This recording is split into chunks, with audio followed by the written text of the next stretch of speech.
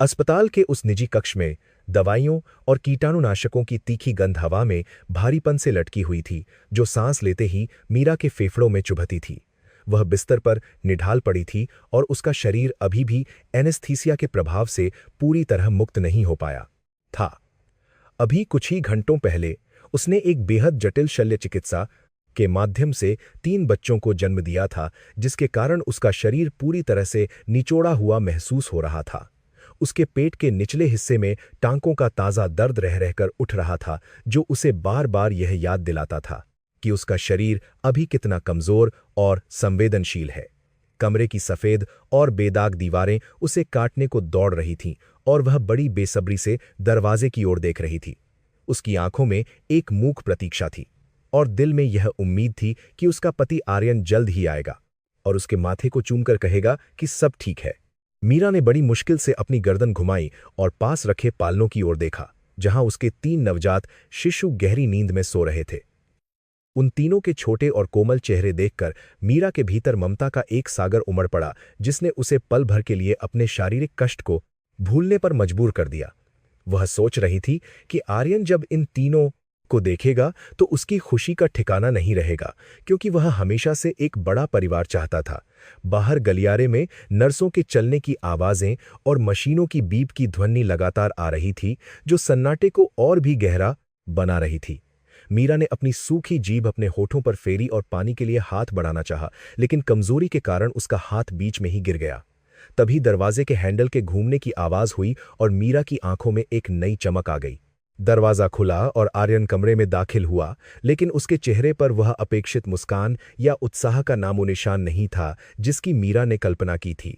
उसने एक गहरे नीले रंग का बेहद महंगा और तराशा हुआ सूट पहन रखा था, जो उसकी महत्वाकांक्षाओं और सफलता की अंधी भूख को स्पष्ट रूप से दर्शाता था। उसके बाल करीने से जमे हुए थे और उसके जूतों की चमक अस्पताल की फ्लोरोसेंट रोशनी में और भी तीखी लग रही थी। आर्यन की आंखों में एक अजीब सी ठंडक और अजनबीपन था, जो मीरा के दिल को किसी नुकीले खंजर की तरह चीरता हुआ महसूस हुआ। वह बिस्तर के पास आया, लेकिन उसने न तो मीरा का हाथ थामने की कोशिश की और न ही पास रखे बच्चों के पालने की तरफ एक नज़र डाली। मीरा ने अपनी कमजोर और लड़खड़ाती आवाज में उसका नाम पुकारा और एक फीकी मुस्कान के साथ उसका स्वागत करने की कोशिश की, लेकिन आर्यन के चेहरे की लकीरें पत्थर की तरह सख्त बनी रहीं। कमरे का तापमान अचानक गिर गया सा लगा, जैसे कोई अदृश्य बर्फ की दीवार उन दोनों के बीच खड़ी हो गई हो और हवा में तनाव स्पष्ट महसूस होने लगा। आर्यन ने अपनी जेब से एक खाकी रंग का लिफाफा निकाला और उसे बड़ी बेरुखी और क्रूरता से मीरा के बिस्तर पर फेंक दिया। कागज की सरसराहट उस शांत कमरे में किसी धमाके जैसी सुनाई दी और मीरा का दिल जोर से धड़कने लगा। उसने कांपते हाथों से उस लिफाफे को उठाया और आर्यन की ओर प्रश्नवाचक दृष्टि से देखा, क्योंकि उसकी समझ में नहीं आ रहा था कि इस खुशी के मौके पर यह क्या है। मीरा के मन में हजारों सवाल एक साथ उठ खड़े हुए कि क्या यह बच्चों के लिए कोई बीमा पॉलिसी है या घर के कागजात हैं जिनका आर्यन ने वादा किया था। लेकिन जब उसने लिफाफा खोला और पहले पन्ने पर बड़े और मोटे अक्षरों में लिखा शब्द देखा, तो उसकी सांसें गले में ही अटक गईं और समय जैसे थम गया। वह शब्द था विवाह विच्छेद, जिसका अर्थ समझने में मीरा को कुछ क्षण लगे, क्योंकि उसका दिमाग इसे स्वीकार करने को तैयार नहीं था। यह शब्द उसकी आंखों के सामने नाचने लगा और उसे लगा जैसे किसी ने उसका धड़कता हुआ दिल मुट्ठी में भींच लिया हो। उसने अपनी नम आंखों से आर्यन की ओर देखा, जो अब खिड़की के पास खड़ा होकर बाहर देख रहा था, जैसे कमरे में मौजूद लोग उसके लिए कोई मायने नहीं रखते। मीरा की आवाज गले में ही फंस गई थी और वह बड़ी मुश्किल से कुछ बोल पाई। उसने आर्यन से पूछा कि यह सब क्या है और क्या यह कोई भद्दा मजाक है। आर्यन ने धीरे से मुड़ा और अपनी टाई की गांठ को थोड़ा ढीला किया और बहुत ही सपाट लहजे में कहा कि यह कोई बादा का पूछा करेंगे। मजाक नहीं है, बल्कि हकीकत है। उसने मीरा की आंखों में सीधे देखते हुए कहा कि वह अब इस शादी को और नहीं ढो सकता और उसे अपनी जिंदगी में आगे बढ़ना है, क्योंकि यह रिश्ता उसके लिए एक बोझ बन चुका है। मीरा को लगा जैसे उसके कानों पर विश्वास नहीं हो रहा है और उसका सिर चकराने लगा। अभी कुछ ही देर पहले उनके 3 बच्चे दुनिया में आए हैं और उनका पिता इस तरह की निर्मम बातें कर रहा है। मीरा ने रोते हुए आर्यन को याद दिलाने की कोशिश की कि वे एक परिवार हैं और उन्होंने 7 जन्मों तक साथ निभाने का वादा किया था। लेकिन आर्यन ने घृणा से मुंह फेर लिया और कहा कि उसे परिवार नहीं बल्कि सफलता और रुतबा चाहिए जो मीरा उसे कभी नहीं दे सकती। उसने बहुत ही व्यापारिक लहजे में बताया कि उसकी कंपनी को एक बड़े अंतर्राष्ट्रीय निवेश की सख्त जरूरत है और वह केवल काव्या से शादी करके ही मिल सकता है। काव्या शहर के एक बहुत बड़े उद्योगपति की इकलौती बेटी है और उससे शादी करने का मतलब है आर्यन के करियर की गगनचुंबी उड़ान। आर्यन ने मीरा की ओर अपनी तर्जनी उंगली उठाते हुए कहा कि तुम मेरे लिए सिर्फ एक बाधा हो जो मेरे पैरों में बेड़ियों की तरह लिपटी हुई है। आर्यन की बातें मीरा के कानों में पिघले हुए शीशे की तरह उतर रही थीं जब उसने कहा कि तुम्हारी साधारण पृष्ठभूमि और मध्यम वर्गीय सोच मेरे सपनों के आड़े आ रही है। मुझे एक ऐसी पत्नी चाहिए जो समाज में मेरा रुतबा बढ़ा सके और बड़ी पार्टियों में मेरे बधाई की साधारण और बड़ी पार्टियों में मेरा होने साथ खड़ी हो सके, न कि घर में बैठकर बच्चों की देखभाल करे। मीरा की आंखों से आंसुओं की अविरल धारा बहने लगी और उसका पूरा शरीर हिचकियों से कांपने लगा। उसने कभी सपने में भी नहीं सोचा था कि जिस आदमी के लिए उसने अपनी असली पहचान और अरबों की दौलत को छिपाकर रखा, वही आदमी उसे गरीबी का ताना देकर छोड़ देगा। आर्यन को जरा भी अंदाजा नहीं था कि वह जिससे बात कर रहा है वह दरअसल उस शहर की सबसे बड़ी वारिस है। मीरा ने सिसकते हुए कहा कि उसने आर्यन के लिए क्या नहीं किया और उसने अपने सारे सपनों को ताक पर रखकर उसके हर कदम पर उसका साथ दिया। जब आर्यन के पास कुछ नहीं था और वह संघर्ष कर रहा था, तब भी मीरा उसके साथ चट्टान की तरह खड़ी थी और उसने कभी किसी चीज की मांग नहीं की। लेकिन आर्यन पर इन बातों का कोई असर नहीं हुआ और उसके चेहरे पर पछतावे की एक लकीर तक नहीं थी। उसने व्यंग्यात्मक हंसी हंसते हुए कहा कि वह दौर अलग था और अब समय और मेरी हैसियत दोनों बदल चुके हैं। उसने कहा कि समझदार लोग सीढ़ियों का इस्तेमाल ऊपर चढ़ने के लिए करते हैं और जब वे छत पर पहुंच जाते हैं तो सीढ़ी को पीछे छोड़ देते हैं। आर्यन के लिए मीरा वही पुरानी और बेकार हो चुकी सीढ़ी थी जिसकी अब उसे कोई जरूरत नहीं थी और जिसे वह कबाड़ में फेंकने के लिए तैयार था। उसके शब्दों में इतना जहर और कड़वाहट थी कि मीरा की आत्मा तक कांप उठी और उसे अपनी पसंद पर घिन आने लगी।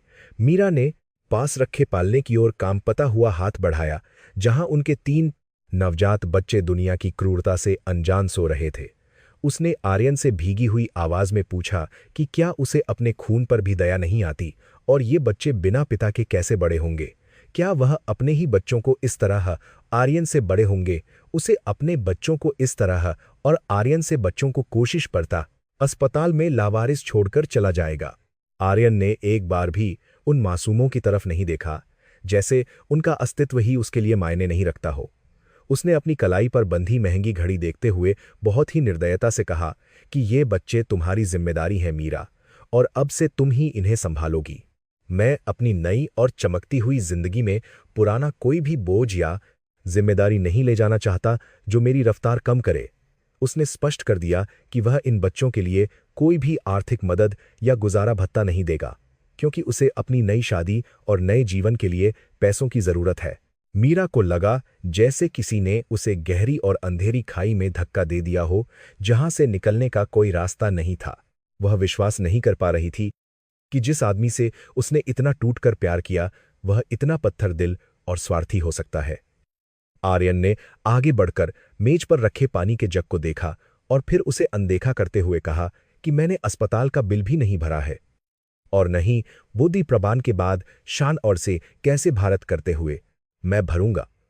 उसने कहा कि तुम्हें अपनी और अपने इन बच्चों की व्यवस्था खुद करनी होगी, क्योंकि अब से मेरा और तुम्हारा कोई वास्ता नहीं है।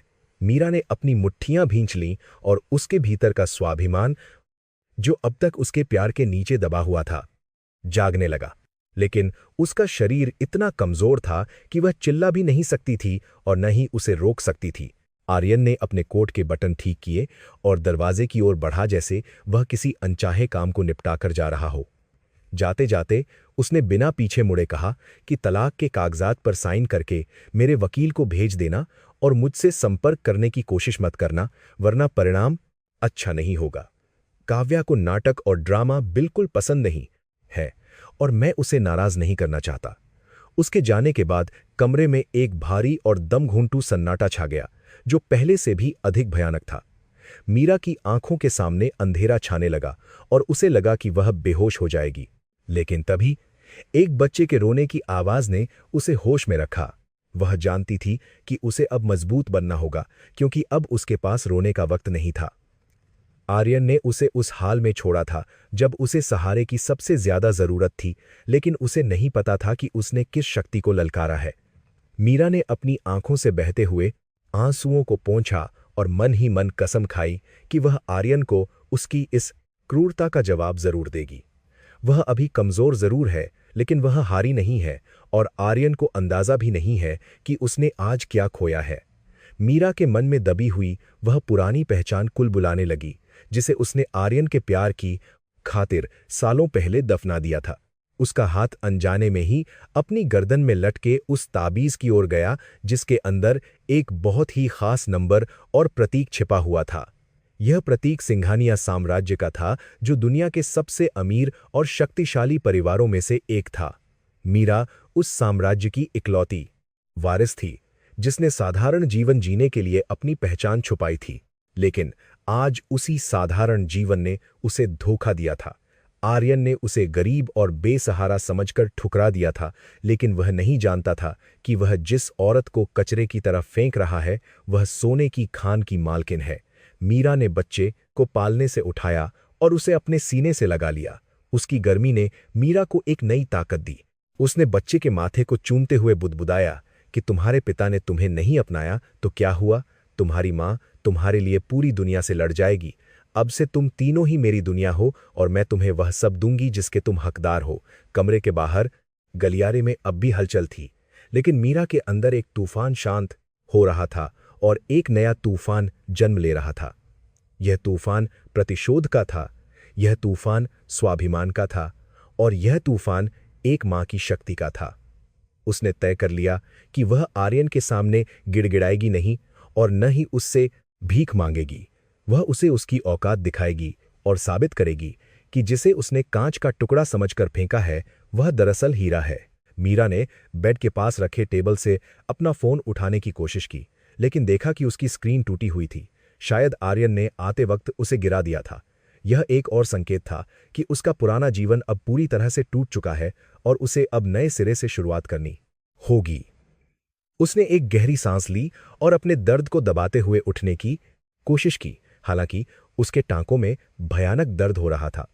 उसे पता था कि उसे जल्द से जल्द इस अस्पताल से निकलना होगा और अपने बच्चों को सुरक्षित स्थान पर ले जाना होगा। आर्यन ने सारे रास्ते बंद कर दिए थे, लेकिन मीरा के पास एक ऐसा रास्ता था जिसके बारे में किसी को खबर नहीं थी। तभी कमरे का दरवाजा फिर से खुला और एक नर्स अंदर आई, जिसके हाथ में दवाइयों की ट्रे थी। नर्स ने मीरा को उठा हुआ देखकर घबराहट में कहा कि मैडम, आपको अभी आराम करना चाहिए, आप अभी बहुत कमजोर हैं। मीरा ने नर्स की ओर देखा और उसकी आंखों में एक ऐसी गंदल है दृढ़ता थी जिसने नर्स को भी चुप करा दिया। मीरा ने बहुत ही शांत और सधे हुए स्वर में पूछा कि क्या मुझे एक फोन मिल सकता है? मुझे एक बहुत ही जरूरी कॉल करनी है। नर्स ने झिझकते हुए अपना फोन निकाला और मीरा के हाथ में दे दिया। मीरा ने कांपते हाथों से वह नंबर डायल किया जो उसे आज भी जुबानी याद था और जो उसकी किस्मत बदलने वाला था। फोन की घंटी बज रही थी और हर रिंग के साथ मीरा के दिल की धड़कन तेज होती जा रही थी। यह कॉल उसके अतीत को वर्तमान में लाने वाला था और एक ऐसे भविष्य की नींव रखने वाला था जिसकी कल्पना आर्यन ने अपने बुरे सपनों में भी नहीं की होगी। उधर से फोन उठने पर एक बहुत ही अनुशासित और गंभीर आवाज आई, सिंघानिया रेजिडेंस, कौन बोल रहा है? मीरा ने अपनी आंखों को बंद किया और एक लंबी सांस छोड़ते हुए अपनी पुरानी और असली आवाज में जवाब दिया, मैं मीरा सिंघानिया बोल रही हूं, मुझे मेरे पिता से बात करनी है। उधर खामोशी छा गई और फिर एक हड़बड़ाहट भरी आवाज आई, छोटी मालकिन, क्या आप सच में हैं? मीरा ने कहा, हाँ मैं हूं और मुझे तुरंत तुम्हारी मदद की जरूरत है। मैं सिटी अस्पताल में हूं। उसने फोन काट दिया और नर्स को वापस दे दिया, जिसने यह सब सुना तो नहीं था, लेकिन मीरा के चेहरे के बदलाव को महसूस कर लिया था। मीरा अब वह लाचार पत्नी नहीं थी जिसे उसका पति छोड़ गया था, बल्कि वह अब एक साम्राज्य की रानी थी जो अपने वनवास से लौट रही थी। उसने अपनी आंसुओं को पूरी तरह से सुखा लिया और अपने बच्चों की ओर एक सुरक्षात्मक नजर डाली। खेल अब शुरू हुआ था और आर्यन ने अपनी पहली चाल चलकर अपनी ही बर्बादी की शुरुआत कर दी थी। नर्स के कमरे से बाहर जाने के बाद मीरा ने अपनी आंखों को मूंद लिया और खुद को शांत करने की कोशिश की। हालांकि उसका दिल अभी भी तेजी से धड़क रहा था। कमरे में छाई खामोशी अब उसे डरा नहीं रही थी, बल्कि उसे सोचने और अपनी अगली चाल तय करने का मौका दे रही थी। उसने अपने तीनों बच्चों की ओर देखा, जो अभी भी गहरी नींद में थे, और उनकी मासूमियत ने मीरा को यह विश्वास दिलाया कि उसने जो कदम उठाया है वह सही है। कुछ ही देर में दरवाजे पर फिर से दस्तक हुई और इस बार अस्पताल का एक प्रशासनिक अधिकारी अंदर आया, जिसके हाथ में एक लंबी चौड़ी रसीद थी। उसके चेहरे पर हमदर्दी का कोई भाव नहीं था, बल्कि एक कड़क और रूखापन था जो आमतौर पर उन लोगों के लिए होता है जिनसे भुगतान मिलने की उम्मीद कम होती है। उसने बिना किसी भूमिका के रसीद मीरा की ओर बढ़ा दी और कहा कि अस्पताल के नियम के अनुसार उसे अभी भुगतान करना होगा। मीरा ने उस कागज के टुकड़े को देखा, जिस पर लिखी रकम किसी साधारण मध्यम वर्गीय परिवार के लिए जीवन भर की कमाई के बराबर हो सकती थी।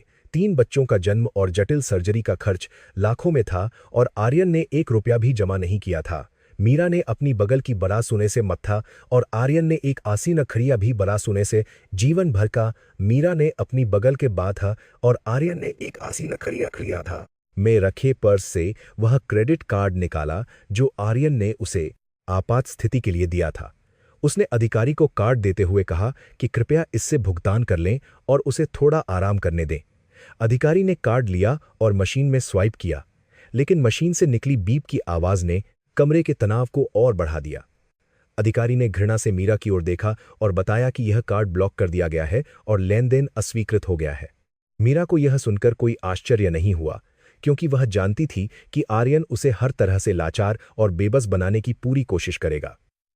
उसने अपना दूसरा कार्ड दिया जो एक संयुक्त खाते का था, लेकिन उसका भी वही हश्र हुआ, क्योंकि आर्यन ने बैंक को पहले ही निर्देश दे दिए थे।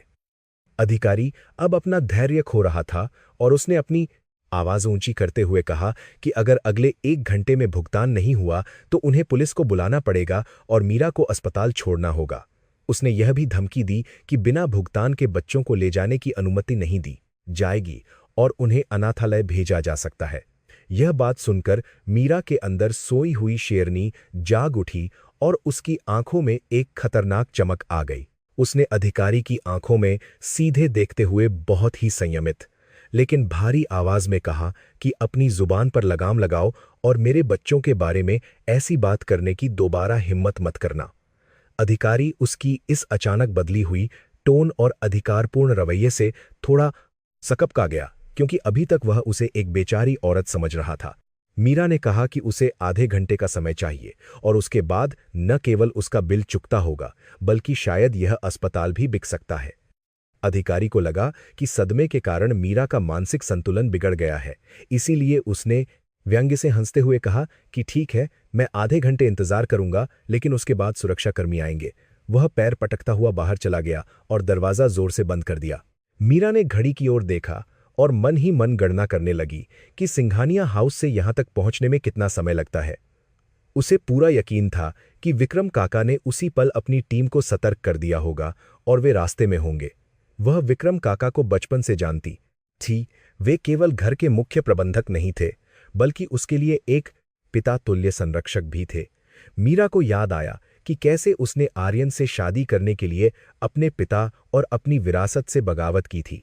उसने सोचा था कि दौलत रिश्तों में जहर घोलती है, इसलिए उसने एक साधारण जीवन चुना था। लेकिन आज उसे समझ आ गया था कि गरीबी और लाचारी भी कम जहरीली नहीं होती। आर्यन ने उसे यह कड़वा पाठ पढ़ाया था कि दुनिया में सम्मान केवल शक्ति और पैसे का होता है। लगभग 20 मिनट बीते होंगे कि बाहर अस्पताल के प्रांगण में एक अजीब सी हलचल शुरू हो गई, जिसे मीरा अपने कमरे की खिड़की से महसूस कर सकती थी। सायरन की आवाज तो नहीं थी, लेकिन भारी वाहनों के इंजनों की गड़गड़ाहट और लोगों के शोरगुल ने वातावरण बदल दिया था। अस्पताल के मुख्य द्वार पर काली चमचमाती हुई लग्जरी कारों का एक पूरा काफिला आकर रुका, जिनमें सबसे आगे एक रल्स रॉयस थी, जिस पर सिंघानिया परिवार का प्रतीक चिन्ह लगा था। कारों से काले सूट में सजे धजे दर्जनों सुरक्षा गार्ड तुरंत बाहर निकले और उन्होंने अस्पताल के प्रवेश द्वार को अपने नियंत्रण में ले लिया। यह दृश्य देखकर अस्पताल का स्टाफ और मरीज सभी हैरान थे और खिड़कियों से झांकने लगे कि कौन सा वीआईपी यहां आया है। अस्पताल के रिसेप्शन पर अफरा तफरी मच गई थी, क्योंकि ऐसे रसूखदार लोगों का आगमन इस छोटे से अस्पताल के लिए एक बड़ी घटना थी। सुरक्षा गार्डों ने एक मानव श्रृंखला बना ली और बीच वाली कार का दरवाजा बहुत ही सम्मान के साथ खोला गया। उसमें से विक्रम के बीच करे, क्योंकि ऐसे अस्पताल के रिसेप्शन का अस्पताल के साथ खोला गया। उसमें से विक्रम के लोग और बॉडीगार्ड का उतरे, जो अपनी उम्र के 60वें दशक में होने के बावजूद बेहद फिट और रौबदार लग रहे थे। उन्होंने एक पारंपरिक शेरवानी और उस पर जवाहर जैकेट पहन रखी थी और उनकी चाल में एक ऐसा अधिकार था जिसके सामने बड़े बड़े झुक जाते थे। उनके पीछे 2 सहायक थे जिनके हाथों में ब्रीफकेस और फाइलें थीं। विक्रम के चेहरे पर चिंता और क्रोध का मिलाजुला भाव था और वे सीधे लिफ्ट की ओर बढ़े बिना किसी से कुछ पूछे, क्योंकि उन्हें पता था कि उन्हें कहाँ जाना है। जिस प्रशासनिक अधिकारी ने मीरा को धमकी दी थी, वह कांपते हुए विक्रम के पास आया और पूछने लगा कि सर, आप किससे मिलना चाहते हैं? क्या मैं आपकी मदद कर सकता हूं? विक्रम ने उसकी ओर एक नज़र डाली जो उसे भस्म करने के लिए काफी थी और उसे अनदेखा करते हुए आगे बढ़ गए। सुरक्षा गार्डों ने अधिकारी को रास्ते से हटा दिया और विक्रम अपने दल के साथ उस गलियारे में पहुंचे जहां मीरा का कमरा था। पूरे अस्पताल में सन्नाटा छा गया था और हर कोई दबी जुबान में बात कर रहा था कि आखिर यह सब किसके लिए हो रहा है। विक्रम ने मीरा के कमरे के दरवाजे पर हाथ रखा और एक पल के लिए रुके, जैसे खुद को उस दृश्य के लिए तैयार कर रहे हों जो वे देखने वाले थे। दरवाजा खुला और विक्रम ने मीरा को अस्पताल के साधारण से बिस्तर पर लेटे हुए देखा, जिसका चेहरा पीला था लेकिन आंखों में वही पुराना सिंघानिया वाला तेज था। विक्रम की आंखें भर आईं और वे दौड़कर बिस्तर के पास आए और घुटनों के बल बैठ गए। उन्होंने मीरा के बाद बात आई और गमान करने पर के हाथ को अपने दोनों हाथों में थाम लिया और भर्राई हुई आवाज में कहा कि छोटी मालकिन, हमें आपको इस हालत में देखकर बहुत दुख हो रहा है। मीरा ने मुस्कुराते हुए उनके सिर पर हाथ रखा और कहा कि मैं ठीक हूं काका, बस थोड़ी देर हो गई मुझे घर याद आने में। यह दृश्य देखकर कमरे के बाहर खड़े नर्स और वही बदतमीज अधिकारी हक्के बक्के रह गए, क्योंकि उन्हें समझ नहीं आ रहा था कि यह साधारण सी दिखने वाली औरत आखिर है कौन। विक्रम ने अपने आंसुओं को पोंछा और खड़े होकर कमरे का मुआयना किया और उनकी नज़र उन 3 नन्हे फरिश्तों पर पड़ी। उनके चेहरे पर एक गर्व भरी मुस्कान आ गई और उन्होंने कहा कि बड़े साहब को जब पता चलेगा तो उनकी खुशी का ठिकाना नहीं रहेगा।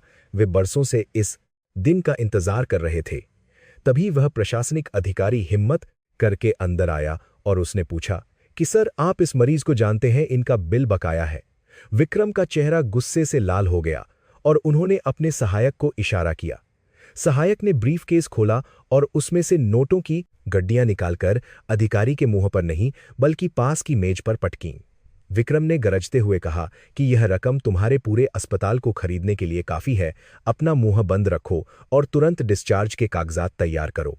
अधिकारी की सिट्टी पिट्टी गुम हो गई और वह समझ गया कि उसने कितनी बड़ी गलती कर दी है। वह बार बार माफी मांगने लगा और कहने लगा कि उसे नहीं पता था कि मैडम इतने बड़े घर से ताल्लुक रखती हैं। मीरा ने उसे बीच में ही रोकते हुए कहा कि किसी की हैसियत उसके कपड़ों या उसके पति के व्यवहार से नहीं आंकनी चाहिए। उसने कहा कि मुझे यहां 1 मिनट भी और नहीं रुकना है।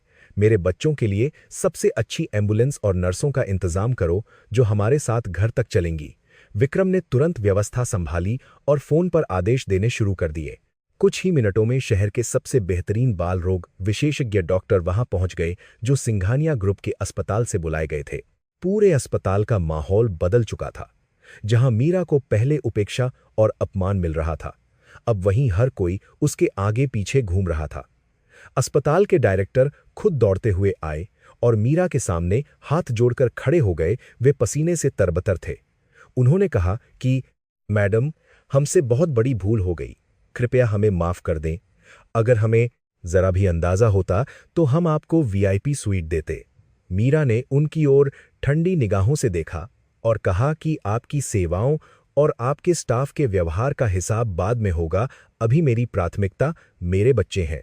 डायरेक्टर ने सिर झुका लिया और पीछे हट गए, क्योंकि वे जानते थे कि सिंघानिया परिवार से दुश्मनी मोल लेना मतलब शहर में अपना अस्तित्व मिटाना है। मीरा को व्हीलचेयर पर बैठाया गया। हालांकि उसने चलने की जिद की थी, लेकिन विक्रम ने उसे ऐसा नहीं करने दिया। उसे बहुत ही सावधानी और कोमलता के साथ कमरे से बाहर लाया गया और उसके तीनों बच्चों को विशेष रूप से डिजाइन किए गए पोर्टेबल इंक्यूबेटरों में रखा गया। जब मीरा गलियारे से गुजर रही थी तो वही नर्सें जो पहले उस पर तरस खा रही थीं, अब उसे ईर्ष्या और विस्मय से देख रही थीं। मीरा का सिर ऊंचा था और उसके चेहरे पर अब एक नई दृढ़ता थी। उसने अपने आंसू और अपना दुख उसी कमरे में छोड़ दिया था जहां आर्यन ने उसे तोड़ा था। अब वह एक नई मीरा थी जो अपने अतीत के मलबे से उठ खड़ी हुई थी। अस्पताल के मुख्य द्वार पर पहुंचते ही मीडिया के कुछ लोग इकट्ठा हो गए थे, जिन्हें शायद इस वीआईपी मूवमेंट की भनक लग गई थी।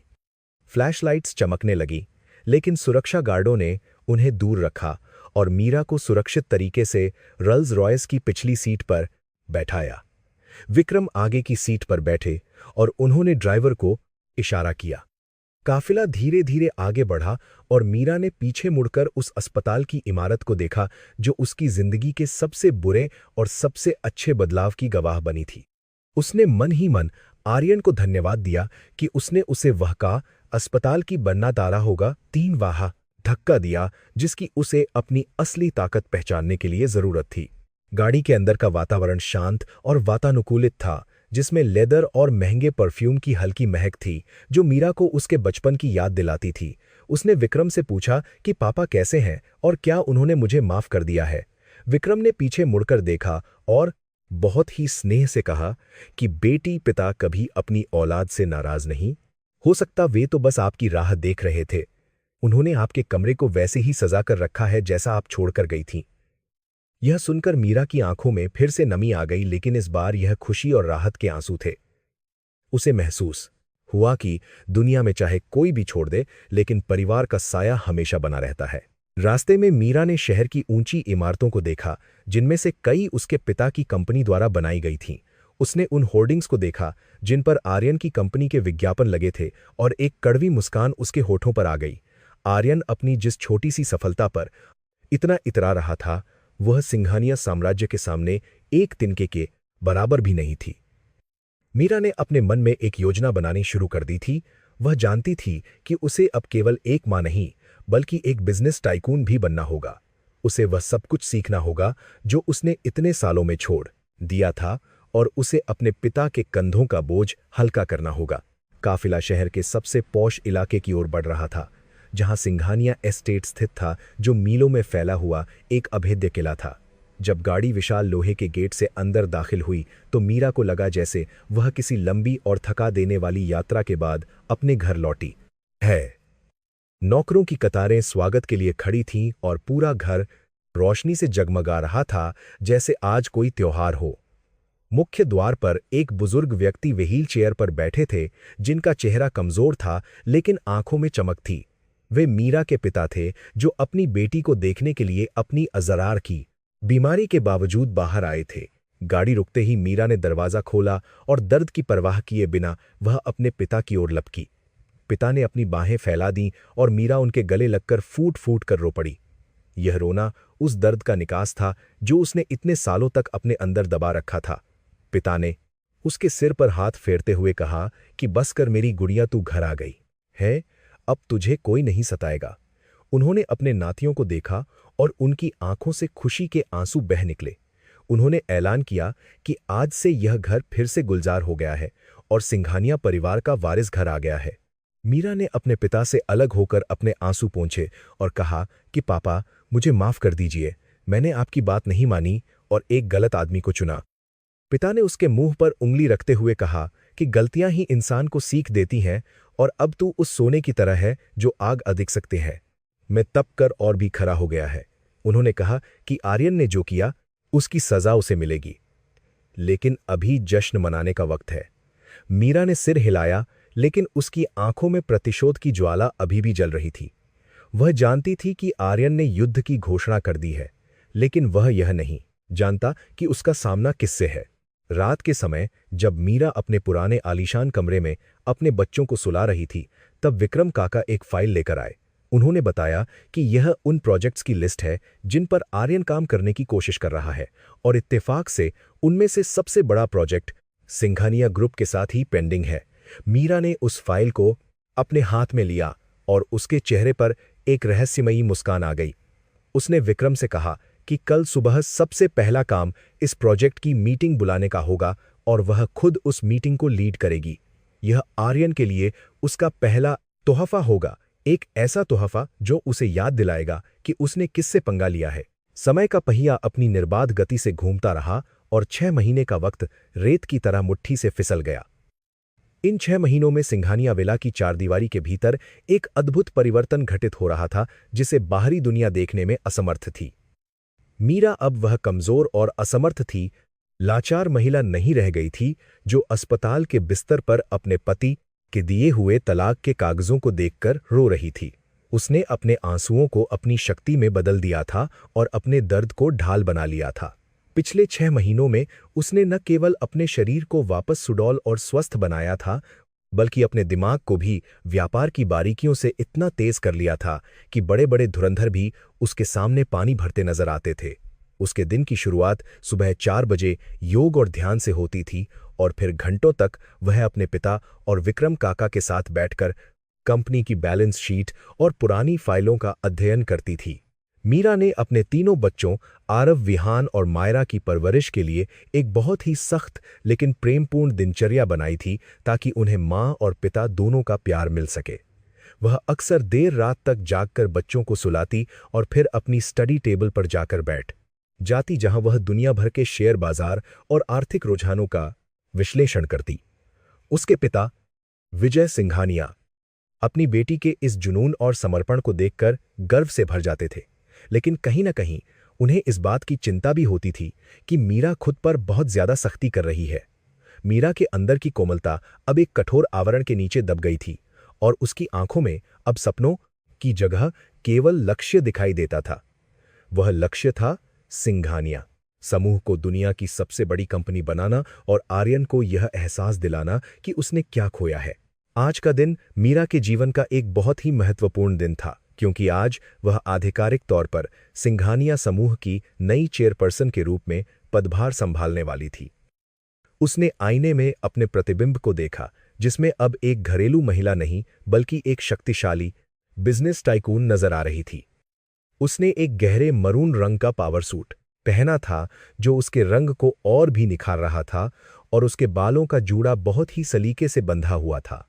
उसने अपने गले में वही पुराना ताबीज पहन रखा था जो उसे उसकी मां ने दिया था और जो उसकी असली पहचान का प्रतीक था। मीरा ने एक गहरी सांस ली और अपने आप से वादा किया कि आज वह दुनिया के सामने अपनी नई पहचान रखेगी और यह केवल शुरुआत होगी। जब मीरा की गाड़ियों का काफिला सिंघानिया टावर के मुख्य द्वार पर पहुंचा तो वहां का नजारा देखने लायक था, क्योंकि पूरी इमारत को सजाया गया था।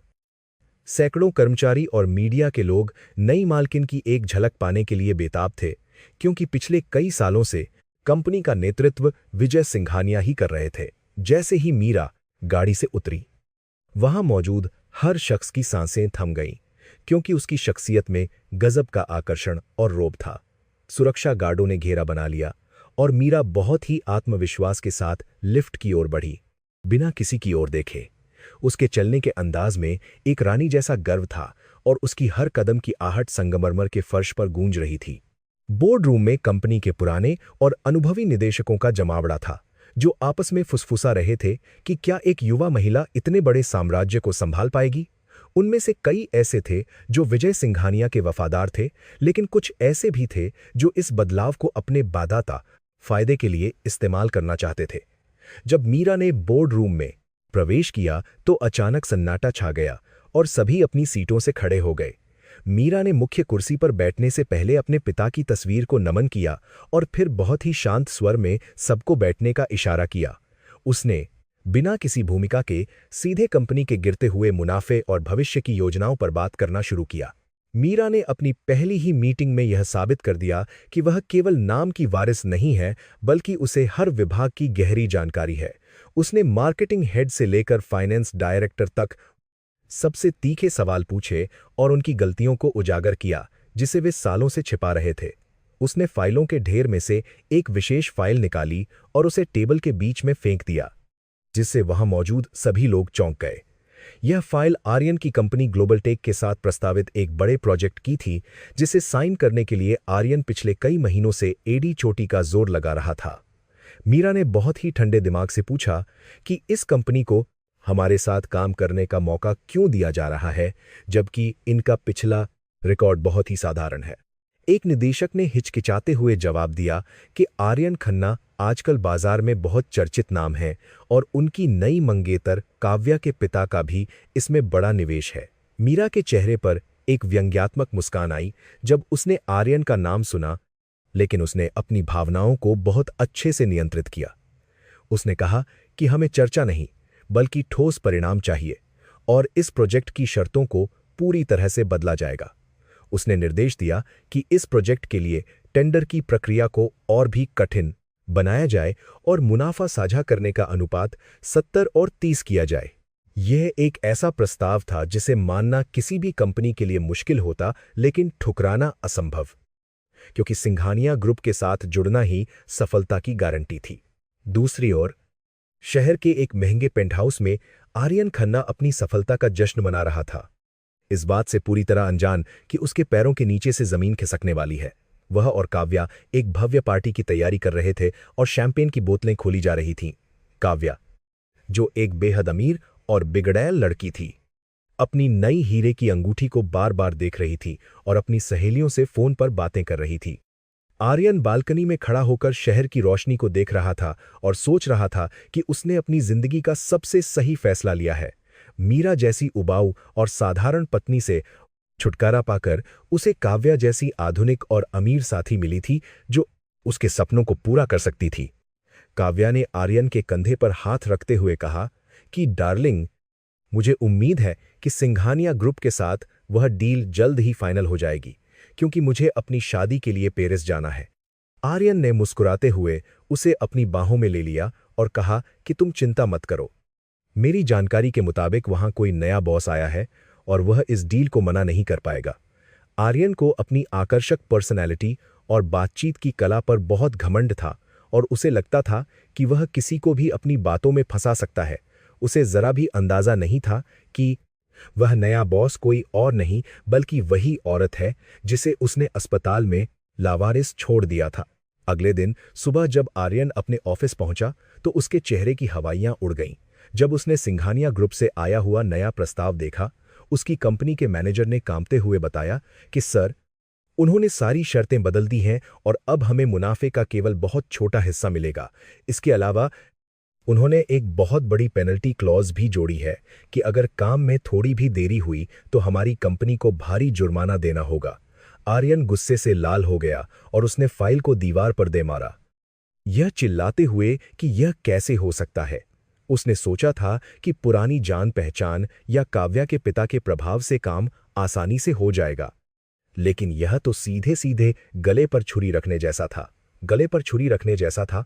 आर्यन ने तुरंत सिंघानिया ग्रुप के हेड ऑफिस में फोन करने की कोशिश की और चेयरमैन से मिलने का समय मांगा, लेकिन रिसेप्शनिस्ट ने बहुत ही विनम्रता से उसे बताया कि नई चेयरपर्सन बहुत व्यस्त है और वे इस महीने किसी से व्यक्तिगत रूप से नहीं मिलता है सकती।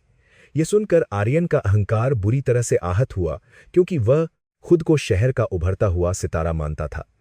उसने अपने संपर्कों को फोन लगाया और पता करने की कोशिश की कि आखिर यह नई चेयरपर्सन है कौन और वह उसके साथ ऐसा व्यवहार क्यों कर रही है। लेकिन मीरा ने अपनी पहचान को बहुत ही गुप्त रखा था और बाहरी दुनिया के लिए वह केवल एमएस नाम से जानी जाती थी। इधर मीरा अपने केबिन में बैठी आर्यन की बेचैनी का आनंद ले रही थी, क्योंकि विक्रम काका उसे पल पल की खबर दे रहे थे। विक्रम ने बताया कि आर्यन ने इस डील को पाने के लिए बाजार से बहुत सारा पैसा उधार ले रखा है और अगर यह डील नहीं हुई तो वह दिवालिया हो सकता है। मीरा जानती थी कि आर्यन लालची है और वह किसी भी कीमत पर इस डील को साइन करेगा, भले ही शर्तें कितनी भी कड़ी क्यों न हों। यह मीरा के जाल का पहला फंदा था जिसमें आर्यन फंसने ही वाला था और उसे तड़पते हुए देखना मीरा के लिए एक अजीब सा सुकून था। उसने विक्रम से कहा कि अभी उसे और इंतजार कराओ, उसे लगने दो कि वह हमारे लिए महत्वपूर्ण नहीं है। मीरा ने अपनी कुर्सी घुमाई और खिड़की से बाहर देखा, जहां बारिश शुरू हो गई थी। जो उसे उस रात की याद दिला रही थी जब वह अकेली रो रही थी। लेकिन आज वह अकेली नहीं थी। उसके पास सत्ता थी, पैसा था और सबसे महत्वपूर्ण एक मकसद था। उसने अपने फोन पर एक रिमाइंडर देखा जो अगले हफ्ते होने वाली एक बहुत बड़ी चैरिटी नीलामी के बारे में था। यह शहर का सबसे बड़ा सामाजिक कार्यक्रम था जहां सभी रईस और प्रसिद्ध लोग जमा होते थे। मीरा ने तय किया कि वह इस नीलामी में पहली एक और औरा समझन बार सार्वजनिक रूप से सामने आएगी और आर्यन से उसका सामना वहीं होगा। शाम को घर लौटकर मीरा ने अपने बच्चों के साथ समय बिताया जो अब घुटनों के बल चलने लगे थे और अपनी तोतली भाषा में बातें करने लगे थे। विहान ने जब पहली बार मां शब्द बोला तो मीरा की आंखों में खुशी के आंसू आ गए और उसने उसे कसकर गले लगा लिया। वह जानती थी कि वह जो कुछ भी कर रही है वह इनके भविष्य के लिए है ताकि कोई भी भविष्य में इनका फायदा न उठा सके। उसने अपने पिता के साथ डिनर किया और उन्हें बताया कि कैसे उसने आर्यन को उसकी ही शर्तों में उलझा दिया है। विजय सिंघानिया ने अपनी बेटी की बुद्धिमत्ता की तारीफ की, लेकिन साथ ही उसे सावधान भी किया कि प्रतिशोध की आग में वह अपनी इंसानियत न खो दे। मीरा ने अपने पिता को भरोसा दिलाया कि वह जानती है कि कहाँ रुकना है और वह केवल न्याय चाहती है, बदला नहीं। लेकिन उसके दिल के किसी कोने में वह जानती थी कि न्याय और बदले के बीच की रेखा बहुत धुंधली हो चुकी है। उसने रात को सोने से पहले आर्यन और काव्या की एक तस्वीर देखी जो सोशल मीडिया पर वायरल हो रही थी, जिसमें वे दोनों बहुत खुश दिख रहे थे। मीरा ने उस तस्वीर को देखकर फोन बंद कर दिया और अंधेरे में लेट गई, यह सोचते हुए कि यह खुशी बहुत ही क्षणिक है। उसने मन ही मन उस दिन की कल्पना की जब वह आर्यन के सामने खड़ी होगी और उसकी आंखों में वही डर देखेगी जो उसने अपनी आंखों में देखा था। अगले कुछ दिनों तक मीरा ने आर्यन को पूरी तरह से नजरअंदाज किया और अपने दूसरे बिजनेस वेंचर्स पर ध्यान केंद्रित किया। उसने शहर में एक नया अनाथालय खोलने की घोषणा की और महिलाओं के लिए एक स्किल डेवलपमेंट सेंटर की भी शुरुआत की।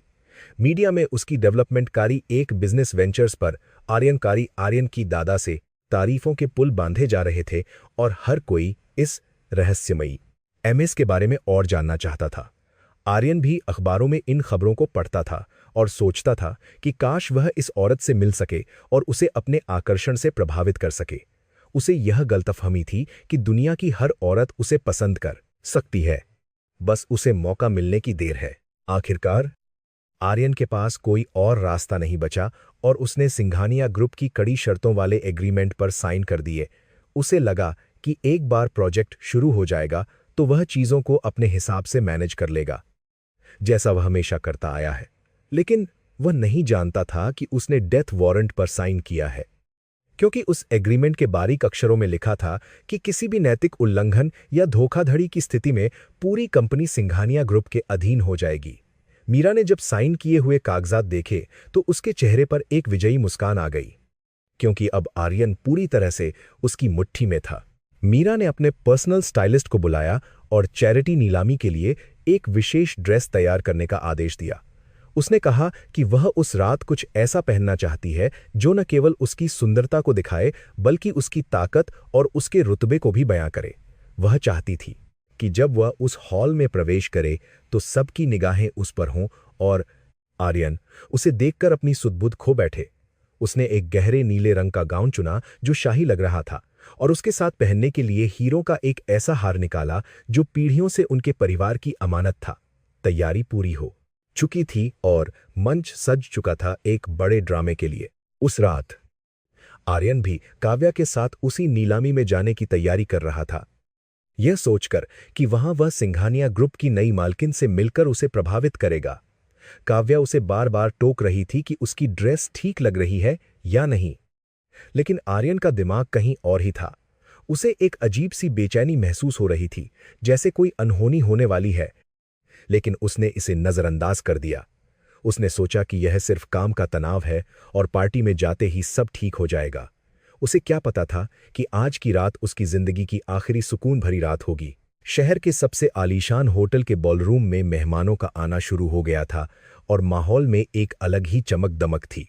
हर कोई अपनी दौलत और शान शौकत का प्रदर्शन कर रहा था और मीडिया के कैमरे हर तरफ चमक रहे थे।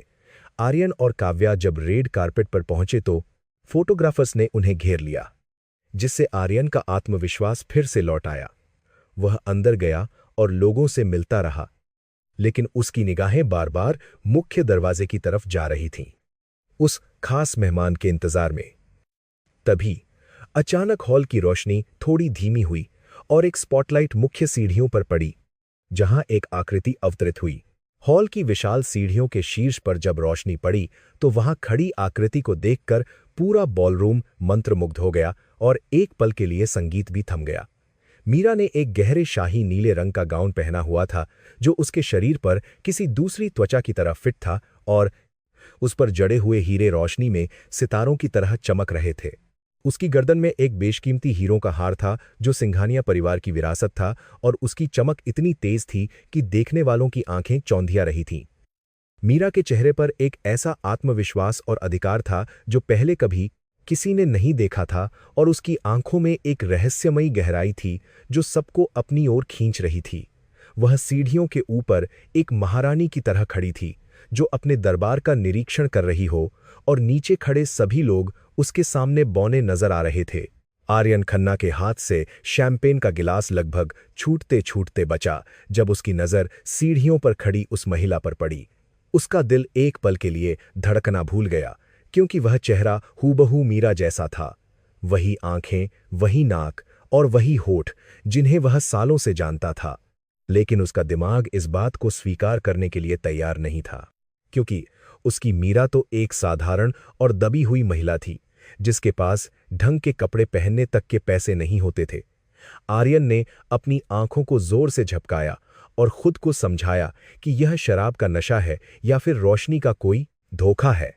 उसके मन ने तर्क दिया कि दुनिया में हम शक्ल होते हैं, और यह महिला जिस रुतबे के साथ खड़ी है वह उसकी पूर्व पत्नी की पहुंच से बहुत बाहर है। तभी कार्यक्रम के उद्घोषक की भारी आवाज गूंजी, जिसने आर्यन के भ्रम को और भी गहरा कर दिया और साथ ही एक नया झटका भी दिया। उद्घोषक ने बड़े सम्मान के साथ परिचय दिया कि देवियों और सज्जनों, कृपया स्वागत करें सिंघानिया समूह की नई चेयरपर्सन सुश्री मीरा सिंघानिया का। मीरा नाम सुनते ही आर्यन के पैरों तले जमीन खिसक गई और उसके माथे पर पसीने की बूंदें उभर आईं। क्या यह महज एक संयोग हो सकता है कि उसकी शक्ल और नाम दोनों एक जैसे हों, लेकिन उपनाम सिंघानिया हो, जो देश का सबसे ताकतवर परिवार है? काव्या ने आर्यन का पीला पड़ा चेहरा देखा और उसे कोहनी मारते हुए पूछा कि उसे क्या हो गया है, जैसे उसने कोई भूत देख लिया हो। काव्या की आंखों में उस नई महिला के लिए ईर्ष्या साफ झलक रही थी, क्योंकि अब तक वह खुद को पार्टी की जान समझ रही थी। मीरा ने धीरे धीरे सीढ़ियों से नीचे उतरना शुरू किया, और उसकी हर चाल में गजब की नजाकत और शालीनता थी, जो अभ्यास से नहीं बल्कि खून में होती है। भीड़ अपने आप उसके रास्ते से हटती गई, जैसे समुद्र लहरों के लिए रास्ता बनाता है, और हर कोई उसके करीब जाने की कोशिश करने लगा। शहर के बड़े बड़े उद्योगपति और राजनेता, जो आर्यन को भाव भी नहीं देते थे, अब मीरा के स्वागत के लिए कतार में खड़े थे और उसके हाथ को चूमने के लिए बेताब थे। मीरा हर किसी से बहुत ही सधे हुए अंदाज में मिल रही थी, और उसकी मुस्कान इतनी नापी तुली थी कि सामने वाला यह समझ ही नहीं पाता था कि वह खुश है या बस शिष्टाचार निभा रही है। उसने आर्यन की दिशा में एक बार भी नहीं देखा, जैसे उसका वहां होना उसके लिए कोई मायने नहीं रखता। आर्यन की बेचैनी अब बर्दाश्त से बाहर हो रही थी, और वह अपनी जिज्ञासा को दबा नहीं पा रहा था, इसीलिए वह मीरा की ओर बढ़ा। उसका दिल जोर जोर से धड़क रहा था, और उसे समझ नहीं आ रहा था कि अगर यह सच में उसकी पत्नी निकली तो वह क्या करेगा। जैसे ही वह बर्दाश्त से बाहर बोल रहे हैं, दरअसल में अपनी बर्दाश्त से बाहर हो रही थी, को चीरता हुआ मीरा के करीब पहुंचा।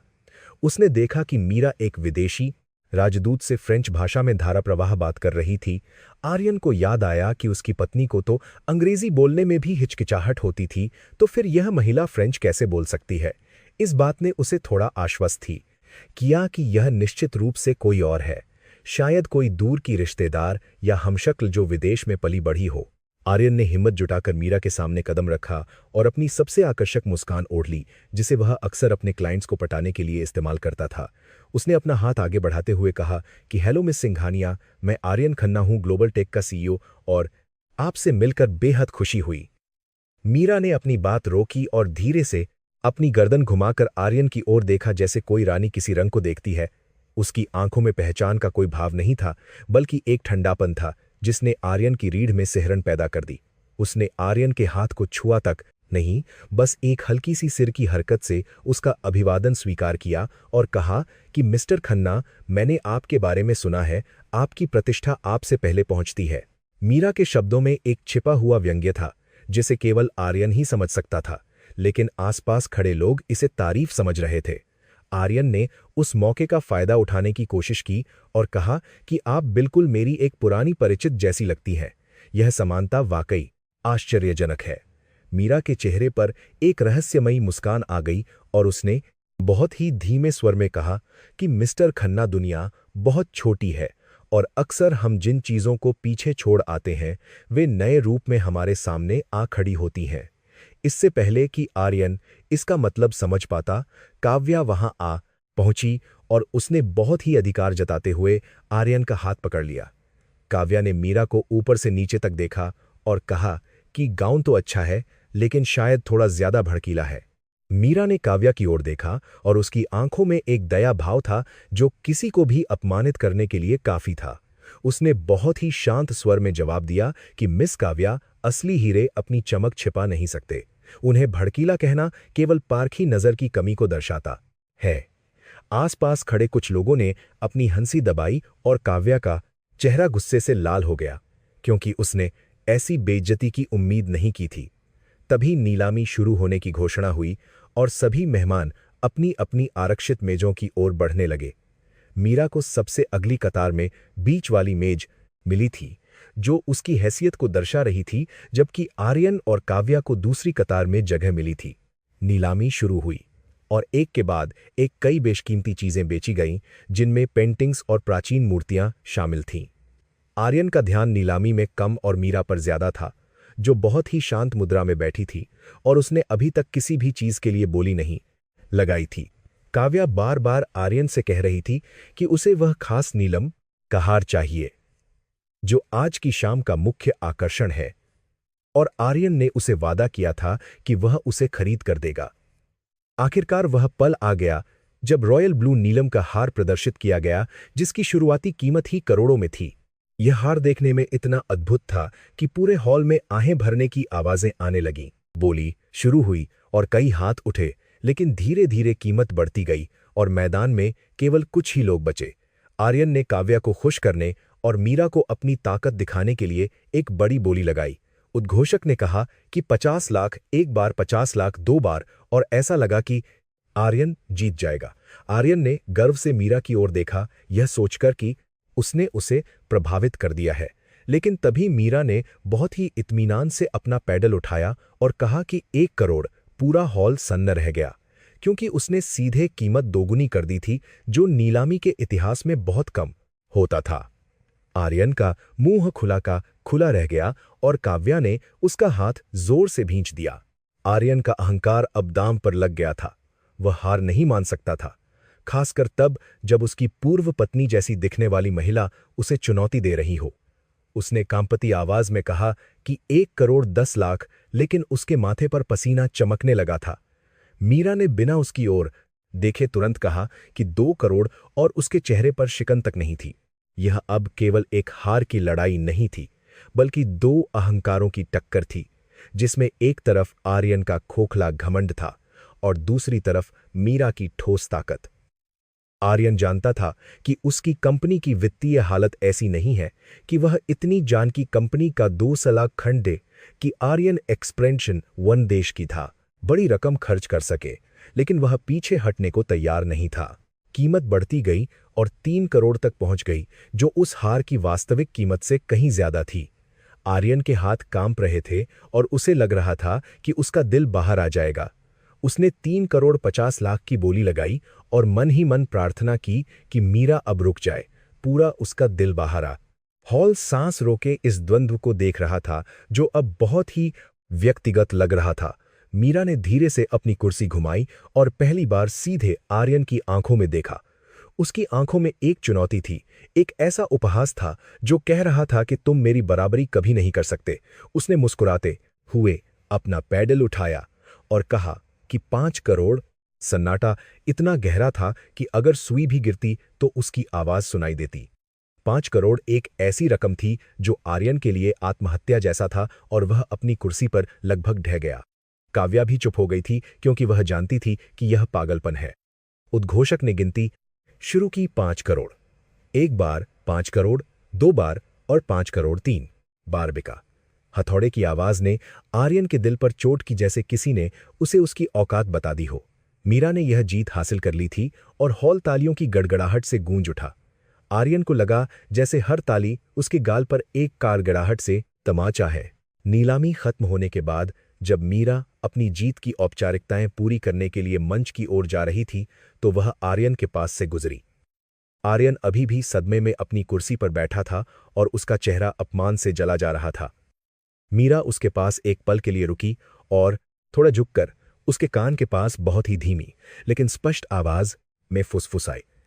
उसने कहा कि मिस्टर खन्ना, याद रखिएगा कि कुछ चीजें बिकाऊ नहीं होती, जैसे स्वाभिमान और परिवार, और जो चीजें बिकाऊ होती हैं उनकी कीमत चुकाने की औकात होनी चाहिए। यह कहकर वह आगे बढ़ गई और अपने देशने के साथ बाएगार और एक लिबारा और आगे बढ़ गई। पीछे अपनी महंगी परफ्यूम की खुशबू और आर्यन के लिए ढेर सारे सवाल छोड़ गई।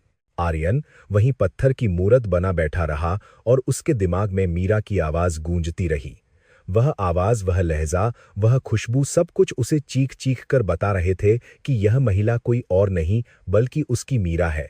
लेकिन यह कैसे संभव है कि वह अबला नारी आज शेरनी बन गई है? यह बात उसे पागल की दे रही थी। काव्या गुस्से में पैर पटकते हुए वहां से चली गई, क्योंकि उसे उसका हार नहीं मिला था और आर्यन ने उसे मनाने की कोशिश भी नहीं की। उसे अब हार की चिंता नहीं थी, उसे चिंता थी अपने अस्तित्व की, जो मीरा की वापसी से खतरे में पड़ गया था। मीरा जब होटल से बाहर निकली तो रात की ठंडी हवा ने उसके चेहरे को स्पर्श किया और उसे एक अजीब सी शांति महसूस हुई। उसने अपनी कार की पिछली सीट पर बैठकर अपनी आंखें बंद कर लीं और एक लंबी सांस छोड़ी। आज उसने अपनी पहली बड़ी जीत हासिल की थी और आर्यन की आंखों में वह डर देख लिया था जिसके लिए वह तड़प रही थी। लेकिन साथ ही उसे एक खालीपन भी महसूस हुआ, क्योंकि यह जीत उसके टूटे हुए घर को वापस नहीं ला सकती थी। उसने अपने हीरों के हार को छुआ और सोचा कि यह केवल पत्थर का एक टुकड़ा है। असली हीरा तो उसके बच्चे हैं जो घर पर उसका इंतजार कर रहे हैं। कार अंधेरे में तेजी से दौड़ रही थी और मीरा का दिमाग अपनी अगली चाल बुन रहा था। आज तो उसने आर्यन को केवल सामाजिक और मानसिक रूप से चोट पहुंचाई थी, लेकिन असली वार तो अब शुरू होगा जब वह उसकी आर्थिक जड़ों पर हमला करेगी। उसने अपने फोन पर विक्रम काका को मैसेज किया कि प्रोजेक्ट ध्वस्त का दूसरा चरण शुरू किया जाए। वह जानती थी कि आर्यन अब बौखलाया हुआ जानवर बन जाएगा और गलतियां करेगा, और मीरा उन्हीं गलतियों का इंतजार कर रही थी। आर्यन खन्ना का पतन अब निश्चित था और उसकी पटकथा मीरा ने अपने हाथों से लिखी थी। अगले दिन सुबह शहर के हर अखबार के पहले पन्ने पर मीरा सिंघानिया की तस्वीर थी और हेडलाइन थी, रहस्यमयी उत्तराधिकारिणी ने शहर में मचाई धूम। आर्यन ने अपने ऑफिस में बैठकर उस अखबार को मुट्ठी में भींच लिया और गुस्से से उसे कूड़ेदान में फेंक दिया। उसने अपने निजी जासूस को फोन लगाया और चिल्लाते हुए आदेश दिया कि उसे मीरा सिंघानिया की पूरी जन्मकुंडली चाहिए, चाहे इसके लिए कुछ भी करना पड़े। वह जानना चाहता था कि पिछले 6 महीनों में ऐसा क्या हुआ कि उसकी दुनिया ही बदल गई, लेकिन वह नहीं जानता था कि वह जिस आग से खेलने जा रहा है वह उसे राख कर देगी। अगले कुछ हफ्तों में मीरा ने सिंघानिया ग्रुप के मुख्यालय की 9वीं मंजिल पर स्थित अपने ऑफिस को एक युद्ध कक्ष में बदल दिया था, जहां से वह आर्यन के खिलाफ अपनी रणनीति का संचालन कर रही थी। शहर का मौसम अब बदल रहा था और आसमान में काले बादल छाए रहने लगे थे, जो आर्यन के जीवन में आने वाले तूफान का संकेत दे रहे थे। मीरा अपनी कुर्सी पर बैठकर उन डिजिटल स्क्रीनों को देख रही थी जिन पर शेयर बाजार के आंकड़े और ग्लोबल टेक कंपनी की गिरती हुई ग्राफ रेखाएं साफ दिखाई दे रही थीं। विक्रम काका उसके बगल में खड़े होकर फाइलों पर हस्ताक्षर करवा रहे थे, जो आर्यन की आपूर्ति श्रृंखला को पूरी तरह से बाधित करने के लिए तैयार किए गए थे। मीरा के चेहरे पर एक शांत लेकिन क्रूर संतुष्टि थी, क्योंकि वह देख सकती थी कि उसका शिकार अब जाल में पूरी तरह से फंस चुका है और छटपटा रहा है। उसने आर्यन की कंपनी को कच्चा माल सप्लाई करने वाली 3 प्रमुख वेंडर कंपनियों को रातों रात खरीद लिया था और अब आर्यन के प्रोजेक्ट का काम ठप पड़ने वाला था।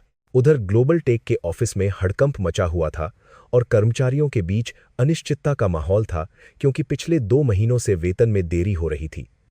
आर्यन खन्ना अपने केबिन में पागलों की तरह टहल रहा था और उसका टाई ढीला हो चुका था जो उसकी घबराहट को बयां कर रहा था। उसके मेज पर फोनों की घंटी लगातार बज रही थी जिसे उठाने की हिम्मत उसमें नहीं थी क्योंकि हर कॉल किसी न किसी नाराज निवेशक या बैंक अधिकारी की होती थी। अभी थोड़ी देर पहले ही उसे प्रोडक्शन मैनेजर ने खबर दी थी कि मुख्य सप्लायर ने माल भेजने से मना कर दिया है क्योंकि उनके नए प्रबंधन ने पुराने अनुबंध रद्द कर दिए हैं। आर्यन को समझ नहीं आ रहा था कि अचानक पूरी दुनिया उसके खिलाफ क्यों हो गई है और हर तरफ से उसे केवल बुरी खबरें ही क्यों मिल रही हैं। उसने गुस्से में अपना हाथ मेज पर मारा जिससे कॉफी का मग गिर गया और काला तरल उसके सफेद कागजों पर फैल गया जो उसकी बिगड़ती किस्मत का प्रतीक लग रहा था। आर्यन के दिमाग में केवल एक ही चेहरा घूम रहा था और वह था मीरा सिंघानिया का, जिसने नीलामी की रात उसे सबके सामने अपमानित किया था। उसका अंतर्मन बार बार कह रहा था कि यह सब उसी औरत का किया धरा है, लेकिन उसके पास कोई ठोस सबूत नहीं था। उसने अपने निजी जासूस को फोन लगाया जिसे उसने मीरा की असलियत पता करने के लिए काम पर रखा था, लेकिन जासूस की रिपोर्ट ने उसे और भी उलझा दिया था। जासूस ने बताया था कि मीरा सिंघानिया का पिछला रिकॉर्ड पूरी तरह से साफ है और 6 महीने पहले तक वह विदेश में गुप्त रूप से रह रही थी जिसका कोई दस्तावेजी प्रमाण नहीं है। यह जानकारी आर्यन के शक को यकीन में बदलने के लिए काफी थी क्योंकि उसकी पत्नी मीरा भी 6 महीने पहले ही गायब हुई थी। लेकिन सवाल यह था कि एक साधारण गृहिणी इतनी ताकतवर बिजनेस टाइकून कैसे बन सकती है, और अगर वह वही है तो वह अपने बच्चों को छोड़कर इस खेल में क्यों शामिल होगी। काव्या का फोन आया और आर्यन ने झिझकते हुए उसे उठाया क्योंकि वह जानती थी कि वह फिर से पैसों की मांग करेगी या किसी नई समस्या का रोना रोएगी। काव्या ने फोन उठाते ही चिल्लाना शुरू कर दिया कि उसके क्रेडिट कार्ड काम नहीं कर रहे हैं और उसे शॉपिंग मॉल में शर्मिंदा होना पड़ा है। आर्यन ने अपना सिर पकड़ लिया और उसे समझाने की कोशिश की कि कंपनी थोड़ी मुश्किल दौर से गुजर रही है और उसे कुछ दिन संयम रखना होगा, लेकिन काव्या ने उसकी एक न सुनी और उसे ताना मारा कि अगर वह उसकी जरूरतों को पूरा नहीं कर सकता तो उसने उससे शादी का वादा क्यों किया। आर्यन को पहली बार अपनी पूर्व पत्नी मीरा की याद आई जो कम संसाधनों में भी घर को कितनी कुशलता से चलाती थी और कभी शिकायत नहीं करती थी। यह तुलना उसके दिल को कचोट रही थी और उसे एहसास हो रहा था कि उसने हीरे को फेंककर पत्थर को चुन लिया है। दीज अंताद द कार की दोपहर होते होते बैंक के अधिकारियों का एक दल आर्यन के ऑफिस पहुंच गया और उन्होंने नोटिस थमा दिया कि अगर अगले 48 घंटों में बकाया किश्त जमा नहीं की गई तो वे उसकी संपत्तियों को कुर्क करना शुरू कर देंगे। आर्यन के पैरों तले जमीन खिसकता है और उन्होंने दल्ली आर्यन के पैरों तले जमीन खिसकता है और उनके दल्ली दल्ली दल्ली दल्ली दल्ली दल्ली दल्ली दल्ली दल्ली दल्ली दल्ली दल्ली दल्ली दल्ली दल्ली गई क्योंकि उसके पास नकद राशि बिल्कुल खत्म हो चुकी थी और निवेशक भी अब हाथ पीछे खींच रहे थे। उसने अपनी आखिरी उम्मीद के तौर पर सिंघानिया ग्रुप से संपर्क करने का फैसला किया क्योंकि वही एकमात्र ऐसा क्लाइंट था जो उसे एडवांस पेमेंट देकर बचा सकता था। हालांकि उसका स्वाभिमान की उम्मीद एकमात्र को बात हाके फैसला उसे रोक रहा था, लेकिन डूबते को तिनके का सहारा चाहिए होता है। इसलिए उसने मीरा सिंघानिया के ऑफिस में फोन करके आपातकालीन मीटिंग की मांग की। उसे उम्मीद थी कि शायद वह मीरा के सामने गिड़गिड़ाकर उसे मना लेगा या फिर पुरानी पहचान का वास्ता देकर कुछ रियायत हासिल कर सकेगा। मीरा ने जब आर्यन की मीटिंग रिक्वेस्ट देखी तो उसके चेहरे पर एक व्यंग्यात्मक मुस्कान आ गई क्योंकि वह इसी पल का इंतजार कर रही थी। उसने अपने सेक्रेटरी को निर्देश दिया कि आर्यन को शाम का समय दिया जाए और उसे कम से कम 2 घंटे वेटिंग रूम में इंतजार करवाया जाए। वह चाहती थी कि आर्यन को अपनी हैसियत का अंदाजा हो जाए और उसका अहंकार पूरी तरह से टूट जाए। शाम को जब आर्यन सिंघानिया टावर पहुंचा तो उसे रिसेप्शन पर ही रोक दिया गया और एक आम आगंतुक की तरह पास बनवाने के लिए कतार में खड़ा होना पड़ा। यह उसके लिए बेहद अपमानजनक था क्योंकि कुछ महीने पहले तक वह इस शहर का उभरता हुआ सितारा माना जाता था और लोग उसके लिए दरवाजे खोलते थे। आज उसे एक क्लर्क के सामने अपनी पहचान साबित करनी पड़ रही थी जो उसे संदेह की दृष्टि से देख रहा था। वेटिंग रूम में बैठे बैठे आर्यन की बेचैनी बढ़ती जा रही थी और वह बार बार घड़ी देख रहा था जबकि वहां से गुजरने वाले कर्मचारी उसे कानाफूसी करते हुए देख रहे थे। 2 घंटे के लंबे इंतजार के बाद आखिरकार उसे मीरा के केबिन में जाने की अनुमति मिली। जब उसने विशाल दरवाजे को धक्का देकर अंदर प्रवेश किया तो उसे लगा जैसे वह किसी शेर की मांद में घुस रहा हो। मीरा अपनी विशाल कुर्सी पर बैठी थी और पीछे कांच की दीवार से शहर का नजारा दिख रहा था, जो उसे एक सर्वोच्च शक्ति के रूप में स्थापित कर रहा था। उसने आर्यन की ओर देखे बिना ही उसे बैठने का इशारा किया और अपनी फाइल में कुछ लिखती रही। आर्यन ने अपनी घबराहट छिपाने की कोशिश करते हुए अपना गला साफ किया और कहा कि मिस सिंघानिया, मुझे आपसे बहुत जरूरी बात करनी है। मीरा ने धीरे से अपना पेन नीचे रखा और अपनी कुर्सी घुमाकर आर्यन की आंखों में सीधे देखा, जिससे आर्यन का आत्मविश्वास डगमगा गया। उसने बहुत ही ठंडे स्वर में पूछा कि मिस्टर खन्ना, ऐसी क्या मजबूरी आ गई कि आपको अपॉइंटमेंट के बिना यहां आना पड़ा? क्या आपकी कंपनी समय पर प्रोजेक्ट पूरा नहीं कर पा रही है? आर्यन ने हकलाते हुए कहा कि नहीं मैम, काम चल रहा है, लेकिन बाजार की स्थिति थोड़ी खराब है और हमें कैश फ्लो की समस्या आ रही है। उसने निवेदन किया कि अगर सिंघानिया ग्रुप थोड़ा एडवांस पेमेंट रिलीज कर दे तो काम में तेजी आ जाएगी और हम समय सीमा से पहले डिलीवरी दे देंगे। मीरा ने एक फाइल खोली और उसमें से कुछ कागजात निकालकर आर्यन के सामने रख दिए, जो उसकी कंपनी की दिवालिया होती हालत का सबूत थे। मीरा ने व्यंग्य करते हुए कहा कि मिस्टर खन्ना, हमारे पास खबर है कि आपके सप्लायर्स ने आपको छोड़ दिया है और बैंक आपकी संपत्ति जब्त करने वाले हैं। ऐसी स्थिति में हम आपको पैसा देकर अपना निवेश जोखिम में क्यों डालें? यह तो व्यापार के नियमों के खिलाफ होगा। आर्यन को लगा जैसे वह निर्वस्त्र हो गया हो, क्योंकि मीरा को उसकी एक एक कमजोरी का पता था। उसने अपनी रणनीति बदलते हुए भावनात्मक कार्ड खेलने की कोशिश की और कहा कि मिस सिंघानिया, आप मेरी स्थिति को समझिए, मेरे ऊपर बहुत जिम्मेदारियां हैं और मेरा परिवार है। मीरा की आंखों में एक क्षण के लिए आग भड़क उठी जब उसने परिवार शब्द सुना, क्योंकि इसी आदमी ने अपने परिवार को सड़क पर छोड़ दिया था। तभी मीरा ने अपने इंटरकॉम पर बटन दबाया और पेंट्री बॉय को कॉफी लाने का आदेश दिया। लेकिन उसने जो निर्देश दिया उसने आर्यन को हिलाकर रख दिया। उसने कहा कि 2 ब्लैक कॉफी लाना, एक में चीनी नहीं और दूसरी में 2 चम्मच ब्राउन शुगर और थोड़ा सा दालचीनी पाउडर। आर्यन सन्न रह गया, क्योंकि यह उसका विशिष्ट कॉफी पीने का तरीका था जिसे केवल उसकी पत्नी मीरा जानती थी और दुनिया में कोई नहीं। जब कॉफी आई और आर्यन ने उसका घूंट भरा तो उसका स्वाद बिल्कुल वैसा ही था जैसा मीरा घर पर बनाती थी। उसने कांपते हुए हाथों से कप नीचे रखा और मीरा की ओर देखा, जो उसे एक रहस्यमयी मुस्कान के साथ देख रही थी, जैसे वह उसे चुनौती दे रही हो कि पहचान सको तो पहचान लो। आर्यन अब और बर्दाश्त नहीं कर सका और उसने अपनी कुर्सी से उठते हुए कहा कि तुम मीरा हो ना, मेरी पत्नी मीरा। मुझे पता है कि यह तुम ही हो। यह सब नाटक बंद करो और मुझे बताओ कि तुम्हारे पास यह सब दौलत कहां से आई और तुम मेरे साथ ऐसा क्यों कर रही हो? मीरा अपनी जगह से नहीं हिली और न ही उसके चेहरे पर कोई शिकन आई। उसने बहुत ही शांत भाव से अपनी कॉफी का घूंट भरा। उसने कहा कि मिस्टर खन्ना, आप तनाव में हैं और शायद मतिभ्रम के शिकार हो रहे हैं।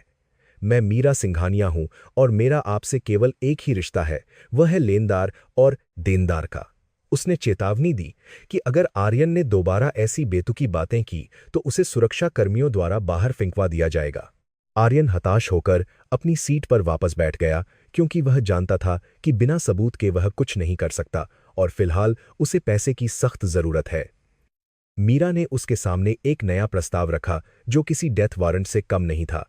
उसने कहा कि सिंघानिया ग्रुप उसकी अति भी उसका दौर नहीं कराया, मदद कर सकता है, लेकिन इसके बदले में आर्यन को अपनी कंपनी के 51% शेयर सिंघानिया ग्रुप के नाम करने होंगे। इसका सीधा मतलब था कि आर्यन अपनी ही कंपनी में एक कर्मचारी बनकर रह जाएगा और सारा नियंत्रण मीरा के हाथ में आ जाएगा। आर्यन ने विरोध करते हुए कहा कि ये ही मीरा के पास बताते हुए, और आर्यन ने करविस्तर में काफी ही कंपनी में तो डकैती है, मैंने इस कंपनी को खून पसीने से बनाया है, मैं इसे किसी के हवाले नहीं कर सकता। मीरा ने कंधा उचकाते हुए कहा कि फिर आपके पास दूसरा विकल्प है कि आप बैंक को अपनी संपत्ति ले लेने दें और सड़क पर आ जाएं, फैसला आपका है। उसने आर्यन को सोचने के लिए 24 घंटे का समय दिया और कहा कि कल शाम तक अगर हस्ताक्षर नहीं हुए तो यह प्रस्ताव भी वापस ले लिया जाएगा। आर्यन भारी कदमों से केबिन से बाहर निकला और उसे लगा जैसे उसके चारों ओर की दीवारें उसे दबा रही हैं। उसे समझ नहीं आ रहा था कि वह क्या करे। एक तरफ उसकी मेहनत की कमाई थी और दूसरी तरफ उसकी प्रतिष्ठा और काव्या की मांगें।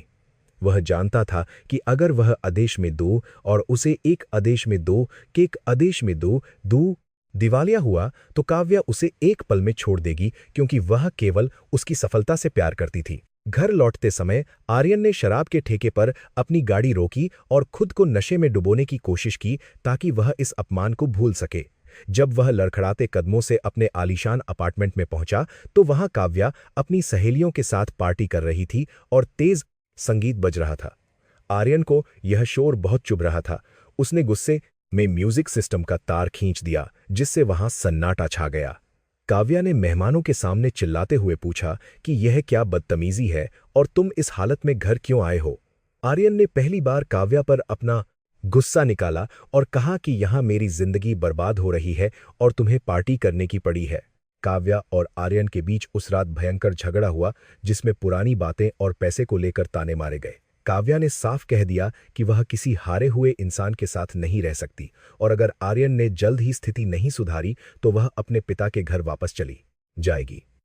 आर्यन अकेला अपने ड्राइंग रूम में सोफे पर पड़ा रहा और उसे अपनी खाली और बनावटी जिंदगी की असलियत समझ आने लगी।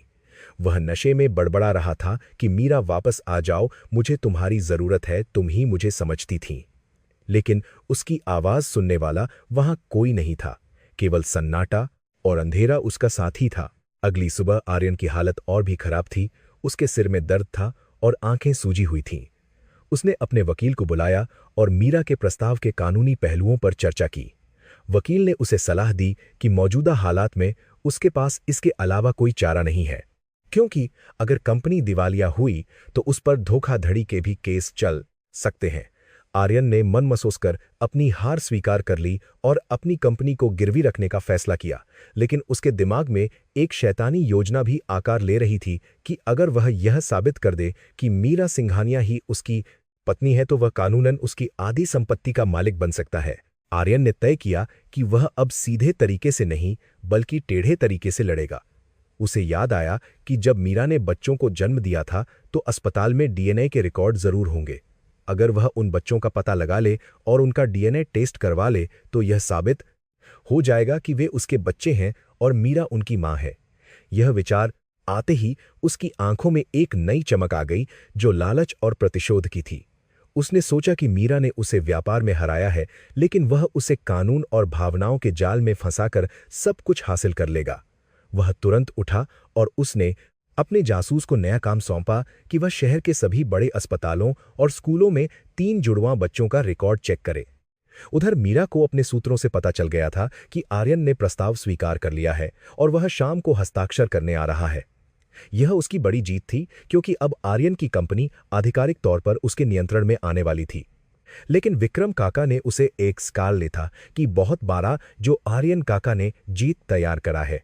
चेतावनी दी कि आर्यन चुप बैठने वालों में से नहीं है और वह जरूर कोई पलटवार करेगा। मीरा ने मुस्कुराते हुए कहा कि उसे वार करने दो काका, वह जितना हाथ पैर मारेगा उतना ही गहरे दलदल में ढंसता जाएगा। मीरा ने अपनी सुरक्षा व्यवस्था को और कड़ा करने का आदेश दिया और अपने बच्चों की जानकारी को पूरी तरह से गुप्त रखने के लिए नए निर्देश जारी किए। शाम को जब आर्यन हस्ताक्षर करने आया तो वह पहले से ज्यादा शांत और संयमित दिख रहा था, जो मीरा के लिए चिंता का विषय था। आर्यन ने चुपचाप कागजों पर साइन किए और पेन को मेज पर रखते हुए मीरा की आंखों में देखा। उसने कहा कि मिस सिंघानिया, आपने आज बाजी जीत ली है, लेकिन खेल अभी खत्म नहीं हुआ है। मैं अपनी कंपनी वापस लूंगा और वह भी ब्याज समेत। मीरा ने उसकी धमकी को नजरअंदाज करते हुए कहा कि सपने देखना अच्छी बात है मिस्टर खन्ना, लेकिन उन्हें पूरा करने के लिए काबिलियत चाहिए होती है। आर्यन वहां से चला गया, लेकिन उसकी चाल में एक अजीब सा आत्मविश्वास था जो यह बता रहा था कि उसने कोई नई चाल सोच ली है। मीरा ने खिड़की से आर्यन को जाते हुए देखा और उसे एक अशुभ संकेत मिला। उसे महसूस हुआ कि आर्यन अब उसके व्यक्तिगत जीवन पर हमला करने की योजना बना रहा है। उसे अपने बच्चों की चिंता होने लगी, जो उसकी सबसे बड़ी ताकत भी थे और सबसे बड़ी कमजोरी भी। अगर अशुभ संकेत मिला है, अपने बच्चों की चिंता होने लगी। अगर एक तरीके से अशुभ संकेत मिला है, आर्यन को बच्चों के बारे में पता चल गया तो वह उन्हें मोहरा। बनाकर उसे ब्लैकमेल कर सकता है। मीरा ने तुरंत निर्णय लिया कि वह अपने बच्चों को कुछ दिनों के लिए शहर से बाहर अपने फार्म हाउस पर भेज देगी ताकि वे सुरक्षित रहें। लेकिन वह नहीं जानती थी कि नियति ने उनके मिलने से उन एक मालेना देख में अपने बैकमेल के साथ अपने वैकमेल कर में दो राह जरूर बनाया। तो वह उसके बाद कर जो अपने बच्चों को उनकी साथ मलेना भारत को सत्ता की अपनी बादनी को कारी का एक अलग ही तरीका तय कर रखा है और आर्यन बहुत जल्द उस सत्य के करीब पहुंचने वाला है जिसे वह छिपा रही है। आर्यन ने अस्पताल के एक पुराने कर्मचारी को रिश्वत देकर उस रात का रिकॉर्ड निकलवाने की कोशिश की जिस रात उसके बच्चे पैदा हुए थे। हालांकि मीरा ने आधिकारिक रिकॉर्ड मिटा दिए थे, लेकिन अस्पताल के रजिस्टर में एक नर्स की निजी डायरी में कुछ आर्यन के आने की सूचना को उसके साथ में और अस्पताल के आने के आधिकारिक में कुछ अस्पताल के रिकॉर्ड निकलवाने की कोशिश की जिस रात के बाद करता प्रविष्टियां मिली जो 3 बच्चों के जन्म और एक वीआईपी मूवमेंट की ओर इशारा कर रही थीं। जासूस ने आर्यन को बताया कि उस रात सिंघानिया परिवार की गाड़ियां अस्पताल आई थीं और वे 3 नवजात बच्चों को लेकर गई थीं। यह सुराग आर्यन के लिए अंधेरे में तीर लगने जैसा था। अब उसे यकीन हो गया था कि बच्चे सिंघानिया हाउस में ही हैं और मीरा ही उनकी मां है। आर्यन के चेहरे पर एक कुटिल मुस्कान फैल गई क्योंकि अब उसके हाथ में इक्का आ गया था। आर्यन के हाथों में वह लिफाफा था जो उसके निजी जासूस ने उसे अभी सौंपा था और उसके हाथ उत्तेजना से कांप रहे थे। उस लिफाफे के अंदर कुछ धुंधली तस्वीरें और अस्पताल के कचरे से बरामद की गई एक डायरी का पन्ना था जिसने उसके शक को यकीन में बदल दिया था। तस्वीरों में सिंघानिया हाउस के बगीचे में 3 छोटे बच्चों को खेलते हुए दिखाया गया था जिनकी उम्र उतनी ही थी जितनी उसके बच्चों की होनी चाहिए थी। डायरी के पन्ने पर उस रात की तारीख और 3 बच्चों के जन्म का समय दर्ज था जो सिंघानिया परिवार के नाम से बुक किए गए वीआईपी स्वीट से मेल खाता था। आर्यन के चेहरे पर एक शैतानी मुस्कान फैल गई क्योंकि उसे लग रहा था कि उसने लॉटरी का टिकट हासिल कर लिया है। अब उसे किसी व्यापारिक सौदे या शेयर बाजार की माथापच्ची करने की जरूरत नहीं थी क्योंकि उसके अपने ही बच्चे उसके लिए सोने की चाबी बन गए थे। उसने एक पल के लिए भी यह नहीं सोचा कि एक पिता होने के नाते उसे अपने बच्चों से प्रेम करना चाहिए या उनकी फिक्र करनी चाहिए। उसके दिमाग में केवल एक ही कैलकुलेटर चल रहा था कि इन 3 बच्चों की कीमत क्या हो सकती है और वह मीरा से इसके बदले कितना पैसा वसूल सकता है। वह समझ गया था कि मीरा ने अपनी पहचान छिपाकर उसके साथ जो खेल खेला है उसका मकसद उसे बर्बाद करना था, लेकिन अब बाजी पलट चुकी थी क्योंकि कानूनन वह उन बच्चों का पिता था और उसका उन पर आधा अधिकार था। आर्यन ने अपनी कुर्सी पर पीछे झुकते हुए सोचा कि मीरा चाहे कितनी भी बड़ी बिजनेस टाइकून बन जाए, लेकिन एक मां का दिल हमेशा कमजोर होता है। वह उसी कमजोरी पर वार करेगा और अपनी खोई हुई दौलत और उससे भी ज्यादा हासिल करेगा। आर्यन ने तुरंत अपनी कार की चाबी उठाई और सिंघानिया एस्टेट की ओर निकल पड़ा क्योंकि वह एक पल भी बर्बाद नहीं करना चाहता था। उसका मन एक अजीब से विजय भाव से भरा हुआ था, जैसे उसने कोई जंग जीत ली हो, हालांकि अभी लड़ाई शुरू ही हुई थी। रास्ते में उसने काव्या को फोन करने का सोचा, लेकिन फिर रुक गया क्योंकि वह इस जीत का हिस्सा किसी के साथ बांटना नहीं चाहता था। वह चाहता था कि जब वह वापस लौटे तो उसके पास इतनी दौलत हो कि काव्या और पूरी दुनिया उसके कदमों में पड़ी हो। उसकी गाड़ी शहर की सड़कों पर दौड़ रही थी और उसका दिमाग इस योजना को अंतिम रूप देने में लगा था कि वह मीरा के सामने अपनी बात कैसे रखेगा। उसे पता था कि मीरा उसे आसानी से घर में घुसने नहीं देगी, इसलिए उसने एक बहाना तैयार कर लिया था। सिंघानिया एस्टेट के विशाल लोहे के गेट पर पहुंचकर सुरक्षा गार्डों ने उसकी गाड़ी को रोक लिया और उससे पूछताछ शुरू कर दी। आर्यन ने बहुत ही रौबदार आवाज में कहा कि वह ग्लोबल टेक का सीईओ है और सिंघानिया ग्रुप का नया बिजनेस पार्टनर है। उसने अपने आर्यन से बात करेंगे और उसकी गाड़ी के गेट पर कमसीरिंग देश में आर्यन से बात करेंगे। गाड़ी के बाद ब्रीफकेस से वह एग्रीमेंट निकाला जिस पर कल ही हस्ताक्षर हुए थे और उसे गार्ड के सामने लहराया। उसने झूठ बोला कि मिस सिंघानिया ने उसे एक बहुत जरूरी मीटिंग के लिए बुलाया है और अगर उसे रोका गया तो कंपनी को करोड़ों का नुकसान हो सकता है। गार्ड थोड़ा हिचकिचाया, लेकिन आर्यन के आत्मविश्वास और दस्तावेजों को देखकर उसने गेट खोलने का आदेश दे दिया। आर्यन ने अपनी गाड़ी अंदर बढ़ाई और उस आलीशान महल की ओर देखा जो जल्द ही उसका एटीएम मशीन बनने वाला था। गाड़ी को पोर्च में खड़ी करके आर्यन बहुत ही शान से बाहर निकला और मुख्य द्वार की ओर बढ़ा, जहां घर का मुख्य बटलर खड़ा था।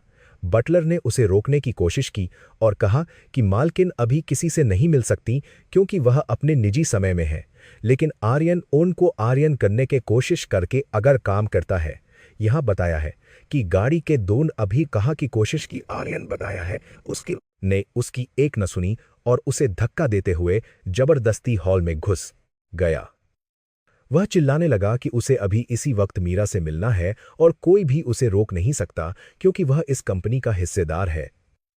घर के अंदर का नजारा देखकर उसकी आंखें फटी रह गईं क्योंकि वह जगह किसी राजा के महल से कम नहीं थी। दीवारों पर महंगी पेंटिंग्स लगी थीं और झूमर इतने बड़े थे कि किसी की भी आंखें चौंधिया जाएं। आर्यन की आवाज सुनकर घर के कुछ नौकर इकट्ठा हो गए, लेकिन किसी की हिम्मत नहीं हुई कि उसे बाहर निकाल सकें। वह हॉल से होता हुआ पीछे के बरामदे की ओर बढ़ा, जहां से उसे बच्चों के हंसने और खेलने की आवाजें आ रही थीं। उसका दिल जोर जोर से धड़कने लगा क्योंकि वह सच्चाई के बहुत करीब था। उसने कांच के स्लाइडिंग दरवाजे को खोला और उस विशाल बगीचे में कदम रखा जो रंग बिरंगे फूलों और फव्वारों से सजा हुआ था। वहां का दृश्य देखकर उसके कदम अपने आप थम गए और उसके मुंह से कोई शब्द नहीं निकला। घास के मैदान पर मीरा बैठी थी और उसके आसपास 3 प्यारे बच्चे खेल रहे थे जो उसे पकड़ने की कोशिश कर रहे थे। मीरा ने एक बहुत ही साधारण सी सूती साड़ी पहन रखी थी और उसके बाल खुले थे जो हवा में लहरा रहे थे। उसके चेहरे पर वह कठोरता और तनाव नहीं था जो ऑफिस में दिखता था, बल्कि एक मां की कोमलता और खुशी थी। वह खिलखिलाकर हंस रही थी जब एक बच्चा उसकी गोद में चढ़ने की कोशिश कर रहा था। यह वही मीरा थी जिससे आर्यन ने कभी प्यार किया था और जिसे उसने बेरहमी से छोड़ दिया था। आर्यन को एक पल के लिए अपनी पुरानी जिंदगी की याद आई, लेकिन उसका लालच तुरंत हावी हो गया। उसने अपना गला साफ किया और एक व्यंग्यात्मक हंसी के साथ तालियां बजाना शुरू कर दिया, जिससे वहां का खुशनुमा माहौल अचानक थम गया। मीरा ने चौंक कर पीछे मुड़कर देखा और आर्यन को वहां खड़ा पाकर उसके चेहरे का रंग उड़ गया। उसने तुरंत अपने बच्चों को अपनी बाहों में समेट लिया और एक शेरनी की तरह उनके सामने ढाल बनकर खड़ी हो गई। बच्चों ने अपनी मां के डर को महसूस कर लिया और वे सहम कर मीरा के पीछे छिप गए। मीरा की आंखों में अब कोमलता की जगह अंगारे दहक रहे थे और उसने आर्यन से कड़क आवाज में पूछा कि उसकी हिम्मत कैसे हुई यहां बिना इजाजत घुसने की। आर्यन धीरे धीरे चलते हुए उसके पास आया और उसकी आंखों में एक ऐसी चमक थी जो किसी शिकारी की आंखों में होती है जब वह अपने शिकार को घेर लेता है। आर्यन ने हंसते हुए कहा कि वाह मीरा, क्या शानदार अभिनय किया है तुमने। मैं तो लगभग मान ही चुका था कि तुम कोई और हो। उसने कहा कि मुझे लगा था कि तुम कहीं किसी कोने में रो रही होगी, लेकिन तुम तो यहां महारानी बनकर बैठी हो। उसने अपनी नजर बच्चों पर डाली और कहा कि तो ये हैं मेरे वो बच्चे जिन्हें मैंने अस्पताल में छोड़ दिया था। मीरा ने उसे चेतावनी दी कि वह बच्चों से दूर रहे और उनका नाम अपनी गंदी जुबान से न ले। उसने कहा कि इन बच्चों का पिता उसी दिन मर गया था जिस दिन उसने उन्हें कचरे की तरह फेंक दिया था। अब तुम इनके लिए केवल एक अजनबी हो। आर्यन ने मीरा की बातों को अनसुना कर दिया और एक कदम और आगे बढ़ाया, जिससे मीरा को पीछे हटना पड़ा। उसने कहा कि कानून भावनाओं से नहीं चलता मीरा, कानून सबूत मांगता है और डीएनए टेस्ट कभी झूठ नहीं बोलता। मैं इनका जैविक पिता हूं और मेरा इन पर उतना ही हक है जितना तुम्हारा। उसने कहा कि मैं अभी पुलिस को बुलाकर तुम पर अपहरण का केस दर्ज करवा सकता हूं कि तुमने मुझे बताए बिना मेरे बच्चों को छिपा कर रखा। मीरा जानती थी कि आर्यन केवल उसे डराने की कोशिश कर रहा है, लेकिन बच्चों की सुरक्षा का विचार उसे अंदर से कमजोर कर रहा था। वह जानती थी कि मीडिया में यह बात आते ही बच्चों की जिंदगी तमाशा बन जाएगी। मीरा ने गहरी सांस ली और अपने आप को शांत किया क्योंकि वह जानती थी कि गुस्से से काम बिगड़ सकता है। उसने आर्यन की आंखों में देखा और पूछा कि आखिर तुम चाहते क्या हो? आर्यन, तुम यहां पिता बनने नहीं आए हो, यह मैं अच्छे से जानती हूं। आर्यन के चेहरे पर एक कुटिल मुस्कान आ गई और उसने कहा कि तुम मुझे बहुत अच्छे से जानती हो मीरा। मुझे न तो तुम चाहिए और न ही ये बच्चे, क्योंकि मेरे लिए ये केवल शोर मचाने वाली मुसीबत है। लेकिन मुझे वह चाहिए जो तुम्हारे पास बहुत ज्यादा है और जिसकी मुझे सख्त जरूरत है। उसने अपनी उंगलियों से पैसे का इशारा किया और अपनी असली मंशा जाहिर कर दी। आर्यन ने बहुत ही बेशर्मी से अपनी शर्त रखी कि उसे सिंघानिया ग्रुप में अपनी कंपनी के शेयर वापस चाहिए और साथ ही 500 करोड़ रुपये नकद चाहिए। उसने कहा कि यह कीमत है मेरी चुप्पी की और मेरे पिता होने के अधिकार को छोड़ने की। अगर तुम मुझे यह देखे और मेरी के लिए 5 केंद्र से कैमेंटर कह रहा है दोगी तो मैं हमेशा के लिए तुम्हारी और इन बच्चों की जिंदगी से चला जाऊंगा और कभी पीछे मुड़कर नहीं देखूंगा। लेकिन अगर तुमने मना किया तो मैं कोर्ट जाऊंगा, मीडिया को बुलाऊंगा और दुनिया को बताऊंगा कि सिंघानिया साम्राज्य की वारिस ने कैसे मेरे बच्चों को मुझसे चुरा लिया। उसने धमकी दी कि वह बच्चों की कस्टडी के लिए लंबी लड़ाई लड़ेगा और तब तक बच्चों का चैन और सुकून छीन लेगा। मीरा को आर्यन की नीचता पर घिन आ रही थी। उसे विश्वास नहीं हो रहा था कि कोई इंसान इतना गिर सकता है कि वह अपने ही खून का सौदा करे। उसने आर्यन को थप्पड़ मारने के लिए हाथ उठाया, लेकिन फिर रुक गई क्योंकि वह अपने बच्चों के सामने हिंसा नहीं करना चाहती थी। उसने बहुत ही नफरत भरी निगाहों से उसे देखा और कहा कि तुम इंसान कहलाने के लायक नहीं हो आर्यन।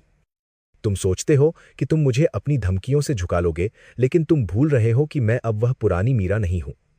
मेरे पास दुनिया के सबसे बेहतरीन वकील हैं और मेरे पास वह ताकत है जो तुम्हें चुटकी में मसल सकती है। तभी बगीचे के रास्ते से विक्रम काका अपने सुरक्षा कर्मियों के साथ दौड़ते हुए आए, क्योंकि उन्हें खबर मिल गई थी कि कोई घुसपैठिया अंदर आ गया है। उन्होंने आर्यन को मीरा के पास खड़ा देखा और उनका खून खौल उठा। विक्रम ने गार्ड्स को इशारा किया और औलबाददारों के साथ काम दोमार की आर्यन का पारमी कार्या। उन्होंने तुरंत आर्यन को चारों तरफ से घेर लिया। आर्यन थोड़ा घबराया, लेकिन उसने अपना आत्मविश्वास बनाए रखा और कहा कि खबरदार, अगर किसी ने मुझे हाथ भी लगाया, मैं यहाँ का मेहमान हूँ और इन बच्चों का पिता हूँ। विक्रम ने गुस्से में कहा कि तुम केवल एक ब्लैकमेलर हो और अब तुम यहाँ से अपनी मर्जी से नहीं जाओगे। मीरा ने विक्रम को रोका और कहा कि काका, इसे जाने दीजिए, मैं नहीं चाहती कि मेरे घर के आंगन में कोई तमाशा हो। उसने आर्यन की ओर मुड़कर कहा कि तुम अपनी शर्तों और अपनी धमकियों के साथ कोर्ट जा सकते हो।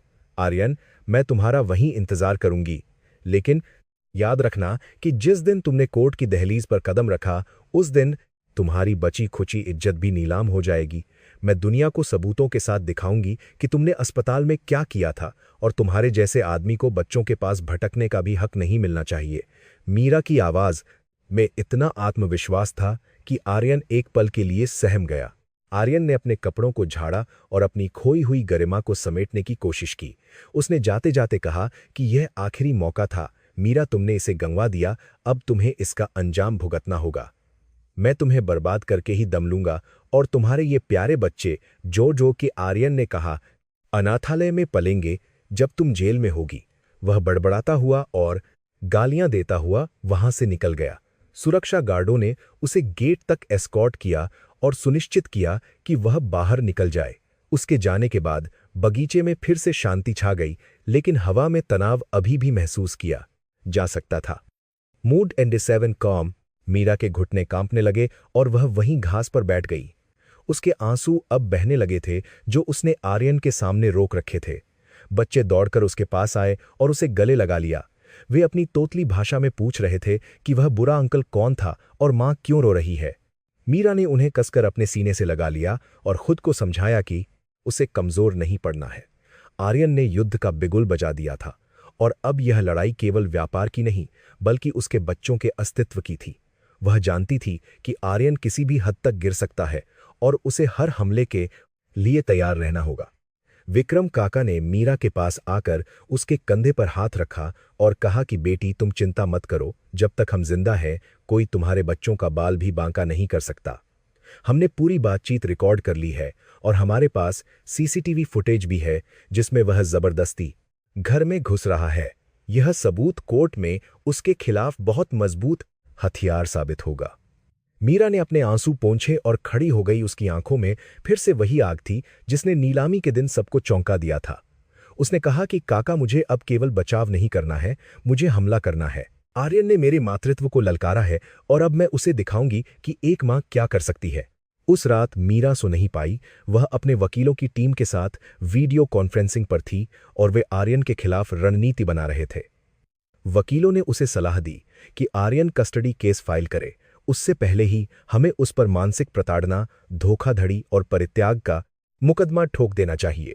मीरा ने सहमति दी और कहा कि वह आर्यन के अतीत के हर उस पन्ने को खोलना चाहती है जिसे उसने दबा रखा है। वह जानती थी कि आर्यन के कई अवैध धंधे और संदिग्ध लेन देन हैं जिनका खुलासा उसे जेल की सलाखों के पीछे पहुंचा सकता है। मीरा ने कसम खाई कि वह आर्यन को बच्चों के करीब आने से पहले ही खत्म कर देगी। उधर आर्यन अपने घर पहुंचकर शराब के नशे में अपनी जीत का जश्न मना रहा था। उसे पूरा यकीन था कि मीरा बदनामी के डर से उसकी शर्तें मान लेगी। उसने काव्या को फोन करके बताया कि जल्द ही उनके पास इतना पैसा होगा कि वे दुनिया की सैर कर सकेंगे। काव्या ये इसकी माना था कि जल्द ही उनके पास बात होगा। सुनकर खुश हो गई और उसकी नाराजगी दूर हो गई, क्योंकि उसके लिए पैसा ही सब कुछ था। आर्यन ने सपने में भी नहीं सोचा था कि उसने जिस शेरनी को छेड़ा है वह अब शिकार पर निकल चुकी है। वह अपनी ही गलतफहमी के जाल में फंसा हुआ था और आने वाले तूफान से पूरी तरह बेखबर था। अगली सुबह मीरा ने एक प्रेस कॉन्फ्रेंस बुलाई और उसने फैसला किया कि वह आर्यन के हमले का इंतजार नहीं करेगी, बल्कि खुद सच को दुनिया के सामने रखेगी। यह एक बहुत बड़ा जोखिम था, लेकिन मीरा जानती थी कि ब्लैकमेलर की सबसे बड़ी ताकत उसका राज होता है। अगर वह खुद ही राज खोल दे तो आर्यन के पास ब्लैकमेल करने के लिए कुछ नहीं बचेगा। उसने एक बहुत ही भावुक और शक्तिशाली भाषण तैयार किया जिसमें वह अपनी संघर्ष की कहानी दुनिया को बताने वाली थी। यह केवल उसकी लड़ाई नहीं थी, बल्कि उन हजारों महिलाओं की लड़ाई थी जिन्हें उनके पतियों ने कमजोर समझकर छोड़ दिया था। मीडिया का जमावड़ा सिंघानिया टावर के ऑडिटोरियम में लग चुका था और हर कोई यह जानने के लिए उत्सुक था कि रहस्यमयी मीरा सिंघानिया आज क्या खुलासा करने वाली है। आर्यन भी अपने घर पर टीवी के सामने बैठा यह तमाशा देख रहा था और सोच रहा था कि शायद मीरा अपनी हार मानने वाली है और सार्वजनिक रूप से माफी मांगेगी। लेकिन जब मीरा मंच पर आई और उसने बोलना शुरू किया तो आर्यन के हाथ से गिलास छूटकर गिर गया। मीरा ने दुनिया के सामने अपनी पहचान उजागर कर दी कि वह आर्यन खन्ना की पूर्व पत्नी है, और उसने बताया कि कैसे उसे और उसके नवजात बच्चों को अस्पताल में मरने के लिए छोड़ दिया गया था। मीरा ने उस रात के सबूत और आर्यन के छोड़े हुए तलाक के कागजात स्क्रीन पर दिखाए, जिससे पूरा हॉल सन्न रह गया। उसने आर्यन का असली चेहरा दुनिया के सामने बेनकाब कर दिया और कहा कि आज वह आदमी केवल पैसों के लिए पिता होने का दावा कर रहा है। उसने समाज, मोड़ मोड़, बोध, मोड़ मोड़, मोड़े मोड़, आदमी के काग, बादादार और कानून से सवाल पूछा कि क्या ऐसे आदमी को पिता कहलाने का हक है। मीरा का यह कदम इतना साहसी और अप्रत्याशित था कि आर्यन को संभलने का मौका ही नहीं मिला। सोशल मीडिया पर आर्यन के खिलाफ नफरत की लहर दौड़ गई और लोग मीरा के समर्थन में उतर आए। आर्यन को समझ आ गया कि उसका दांव उल्टा पड़ गया है और उसने अपनी ही कब्र खोद ली है। अब आर्यन के पास छिपने की कोई जगह नहीं थी। उसके निवेशकों ने उससे पूरी तरह किनारा कर लिया और काव्या भी उसे छोड़कर चली गई, क्योंकि वह एक विलेन के साथ अपना नाम नहीं जोड़ना चाहती थी। आर्यन अपने घर में अकेला और डरा हुआ बैठा था। बाहर मीडिया की भीड़ उसके खून की प्यासी थी। उसने सोचा था कि वह मीरा को ब्लैकमेल करेगा, लेकिन मीरा ने उसे समाज की नज़रों में नंगा कर दिया था। अब उसके पास केवल एक ही रास्ता बचा था कि वह कोर्ट में अपनी आखिरी लड़ाई लड़े, लेकिन वह जानता था कि यह लड़ाई वह हार चुका है। मीरा ने उसे उस मुकाम पर पहुंचा दिया था जहां से वापसी का कोई रास्ता नहीं था। शहर की जिला अदालत के बाहर सुबह से ही मीडिया का भारी जमावड़ा लगा हुआ था और हर तरफ केवल कैमरों की फ्लैश और रिपोर्टरों की चिल्लाने की आवाजें गूंज रही थीं। आर्यन खन्ना ने अपनी काली एसयूवी से बाहर कदम रखा तो भीड़ ने उसे तुरंत घेर लिया और उस पर सवालों की बौछार कर दी। उसके चेहरे पर एक काला चश्मा था जो उसकी सूजी हुई आंखों और डर को छिपाने की नाकाम कोशिश कर रहा था। उसने अपने वकील के साथ पुलिस सुरक्षा के बीच अदालत की सीढ़ियां चढ़ना शुरू किया, लेकिन उसके पैर भारी मन से उठ रहे थे। आज का दिन उसकी जिंदगी का फैसला करने वाला था और वह जानता था कि वह एक बहुत ही खतरनाक जुआ खेल रहा है। उसने खुद को समझाया कि कानून भावनाओं पर नहीं चलता और एक जैविक पिता होने के नाते उसे कम से कम बच्चों से मिलने का अधिकार तो मिलेगा ही। उसका अहंकार अभी भी उसे यह स्वीकार करने से रोक रहा था कि उसने मीरा जैसी ताकतवर दुश्मन से पंगा लेकर बहुत बड़ी गलती कर दी है। अदालत का कमरा खचाखच भरा हुआ था और वहां की हवा में तनाव इतना घना था कि उसे चाकू से काटा जा सकता था। न्यायाधीश अपनी ऊंची कुर्सी पर विराजमान थे और उनके चेहरे पर एक गंभीर और सख्त भाव था जो आर्यन के दिल की धड़कनों को और बढ़ा रहा था। मीरा पहले से ही अपनी सीट पर बैठी थी और उसने एक सफ़ेद साड़ी पहन रखी थी जो उसकी सादगी और सच्चाई का प्रतीक लग रही थी।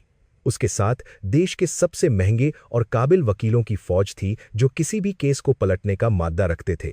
आर्यन ने मीरा की ओर देखा, लेकिन मीरा ने उसकी तरफ एक बार भी नहीं देखा। उसका पूरा ध्यान सामने रखी फाइलों पर था। आर्यन को महसूस हुआ कि वह इस कमरे में होते हुए भी अदृश्य है और उसकी मौजूदगी का मीरा पर कोई असर नहीं पड़ रहा है। कार्यवाही शुरू हुई और आर्यन के वकील ने बहुत ही नाटकीय अंदाज में अपनी बात रखना शुरू की। उसने अदालत को बताया कि उसका मुवक्किल एक दुखी पिता है जिसे उसकी पत्नी ने धोखे से उसके बच्चों से दूर रखा है। वकील ने दलील दी कि आर्यन को बच्चों के जन्म की जानकारी नहीं थी और जैसे ही उसे पता चला वह उनसे मिलने गया, लेकिन मीरा ने उसे धक्के मारकर घर से निकाल दिया। उसने कहा कि एक पिता को अपने बच्चों से मिलने का पूरा नैसर्गिक अधिकार है और मीरा अपनी दौलत और रसूख का इस्तेमाल करके कानून का मजाक उड़ा रही है। आर्यन ने कटघरे में खड़े होकर मगरमच्छ के आंसू बहाए और कहा कि वह अपने बच्चों के बिना जी नहीं सकता और वह अपनी पुरानी गलतियों को सुधारना चाहता है। उसका अभिनय इतना प्रभावशाली था कि अदालत में मौजूद कुछ लोग भी भावुक हो गए। मीरा के वकील मिस्टर सॉलिसिटर बहुत ही शांति से अपनी कुर्सी से उठे और उन्होंने आर्यन के वकील की लंबी चौड़ी दलीलों को केवल एक मुस्कान से खारिज कर दिया। उन्होंने न्यायाधीश से अनुमति मांगी और एक पेन ड्राइव अदालत के रिकॉर्ड में जमा की। उन्होंने कहा कि हम शब्दों के जाल में नहीं फंसेंगे, हम केवल ठोस सबूतों पर बात करेंगे जो इस आदमी के चरित्र और नियत को पूरी तरह से बेनकाब कर देंगे। स्क्रीन पर एक वीडियो चलाया गया जो सिंघानिया हाउस के बगीचे का सीसीटीवी फुटेज था। उस वीडियो में आर्यन की आवाज साफ सुनाई दे रही थी जब वह मीरा को ब्लैकमेल कर रहा था। वीडियो में वह साफ कह रहा था कि उसे बच्चे नहीं चाहिए बल्कि 500 करोड़ रुपए चाहिए और अगर पैसे नहीं मिले तो वह बच्चों की जिंदगी बर्बाद कर देगा। पूरे अदालत कक्ष में सन्नाटा छा गया और आर्यन का चेहरा शर्म से लाल पड़ गया क्योंकि उसका झूठ पल भर में पकड़ा गया था। वीडियो में उसका क्रूर और लालची रूप देखकर न्यायाधीश की भ्रिकुटी तन गई और वहां मौजूद लोग आपस में कानाफूसी करने लगे। लेकिन यह तो केवल शुरुआत थी, क्योंकि मीरा के वकील ने अपना दूसरा पत्ता खोला जो आर्यन के ताबूत में आखिरी कील साबित होने वाला था। उन्होंने अदालत के सामने आर्यन की कंपनी के वित्तीय रिकॉर्ड रखे जिसे फॉरेंसिक ऑडिट टीम ने तैयार किया था। इन दस्तावेजों में साफ सबूत थे कि आर्यन ने अपनी कंपनी में बड़े पैमाने पर गबन किया है और निवेशकों के पैसों को अपने निजी ऐशो आराम के लिए इस्तेमाल किया है। यह अब केवल कस्टडी का मामला नहीं रह गया था बल्कि एक गंभीर आर्थिक अपराध का मामला बन गया था। मीरा के वकील ने गरजते हुए कहा कि जो आदमी अपनी कंपनी के कर्मचारियों और निवेशकों के साथ वफादार नहीं हो सका, वह अपने बच्चों और परिवार के साथ क्या वफादारी निभाएगा।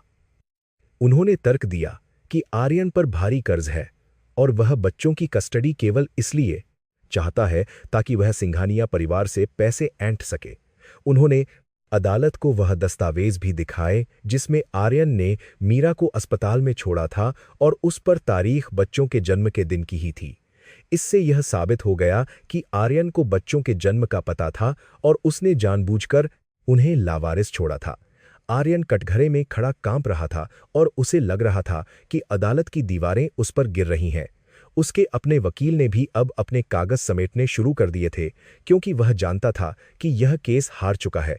न्यायाधीश ने अपना फैसला सुनाने से पहले आर्यन को बहुत ही तिरस्कार भरी नजरों से देखा और कहा कि मैंने अपने पूरे करियर में इतना स्वार्थी और गिरा हुआ इंसान नहीं देखा। उन्होंने आर्यन की कस्टडी की अर्जी को न केवल खारिज किया बल्कि उसे बच्चों के 500 मीटर के दायरे में आने पर भी प्रतिबंध लगा दिया। न्यायाधीश ने कहा कि पितृत्व केवल डीएनए से नहीं बल्कि जिम्मेदारी और प्रेम से साबित होता है और आर्यन ने इन दोनों ही पैमानों पर खुद को अयोग्य साबित किया है। उन्होंने मीरा को बच्चों का एकमात्र संरक्षक घोषित किया और आर्यन को आदेश दिया कि वह मुकदमे का पूरा खर्च भी उठाएगा। लेकिन असली झटका अभी बाकी था क्योंकि न्यायाधीश ने आर्थिक अपराध शाखा को आर्यन के खिलाफ जांच शुरू करने का आदेश भी दे दिया था। तभी अदालत के पिछले दरवाजे से पुलिस अधिकारियों का एक दल अंदर दाखिल हुआ जिनके हाथों में हथकड़ी थी। आर्यन को समझ नहीं आया कि यह क्या हो रहा है, लेकिन जब पुलिस इंस्पेक्टर ने उसके पास आकर गिरफ्तारी वारंट दिखाया तो उसके पैरों तले जमीन खिसक गई। मीरा ने पहले ही आर्यन की धोखाधड़ी और गबन के सारे सबूत पुलिस को सौंप दिए थे, जिसके आधार पर गैर जमानती वारंट जारी किया गया था। आर्यन चिल्लाने लगा कि यह साजिश है और उसे फंसाया जा रहा है, लेकिन पुलिस ने उसकी एक न सुनी। उसे भरी अदालत में हथकड़ी पहना दी गई और मीडिया ने इस पल को अपने कैमरों में कैद कर लिया। आर्यन का जो सम्मान और रुतबा था, वह अब मिट्टी में मिल चुका था और वह एक आम अपराधी की तरह दिख रहा था। मीरा अपनी जगह पर खड़ी रही और उसने आर्यन को पुलिस द्वारा ले जाते हुए देखा, लेकिन उसकी आंखों में बदले की खुशी नहीं बल्कि न्याय की शांति थी। आर्यन ने जाते जाते मीरा की ओर देखा और उसकी आंखों में भीख थी, जैसे वह कह रहा हो कि उसे बचा लो। लेकिन मीरा ने अपनी नजरें फेर लीं, क्योंकि वह जानती थी कि हर गुनाह की एक सजा होती है और आर्यन को उसका भुगतान करना ही होगा। उसने आर्यन को कई मौके दिए थे सुधरने के, लेकिन उसके अहंकार ने उसे आज इस मुकाम पर लाकर खड़ा कर दिया था, जहां उसका अपना कोई नहीं था। काव्या भी अदालत में। अदालत से बाहर निकलते समय मीरा का सिर गर्व से ऊंचा था और उसके चेहरे पर एक नई चमक थी जो स्वतंत्रता की थी। बाहर खड़ी भीड़ अब उसे सम्मान और आदर की दृष्टि से देख रही थी और कई महिलाओं ने उसके लिए तालियां बजाईं। विक्रम काका उसके साथ चल रहे थे और उनकी आंखों में अपनी छोटी मालकिन के लिए अपार गर्व था। उन्होंने मीरा से कहा कि आज बड़े साहब बहुत खुश होंगे, क्योंकि आपने न केवल अपना सम्मान वापस पाया है बल्कि बुराई को जड़ से उखाड़ फेंका है। मीरा ने आसमान की ओर देखा, जहां सूरज बादलों से बाहर निकल रहा था, और उसे लगा जैसे प्रकृति भी उसकी जीत का जश्न मना रही है। आर्यन को पुलिस वैन में बैठाया गया और जब लोहे की जालीदार खिड़की से उसने बाहर देखा तो उसे अपनी आलीशान गाड़ी दिखाई दी, जिसे अब बैंक वाले जब्त कर रहे थे। उसे वह पल याद आया जब उसने मीरा को अस्पताल में छोड़ा था और सोचा था कि वह आज़ाद हो गया है। आज नियति का चक्र पूरा हो गया था और मीरा आज़ाद थी, जबकि वह कैद होने जा रहा था। जेल की अंधेरी कोठरी और बदनामी उसका इंतजार कर रही थी और उसे पता था कि वहां से बाहर आना अब नामुमकिन होगा। उसने अपनी मुट्ठियां भींच लीं और अपनी ही मूर्खता पर रोने लगा, लेकिन अब बहुत देर हो चुकी थी। उसके आंसुओं की कीमत अब कोई नहीं लगाने वाला था, क्योंकि उसने उन सच्चे आंसुओं की कद्र नहीं की थी जो कभी मीरा ने उसके लिए बहाए थे। शाम को सिंघानिया विला में एक अलग ही माहौल था, जहां उत्सव जैसा सन्नाटा नहीं बल्कि सुकून था। मीरा ने अपने बच्चों को गले लगाया और उन्हें महसूस हुआ कि अब वे पूरी तरह से सुरक्षित हैं। उसने अपने पिता के चरणों में बैठकर अपना सिर उनकी गोद में रख थोड़ा बोला है, उनकी गोद में रखा के दिया और सारी थकान मिटा दी।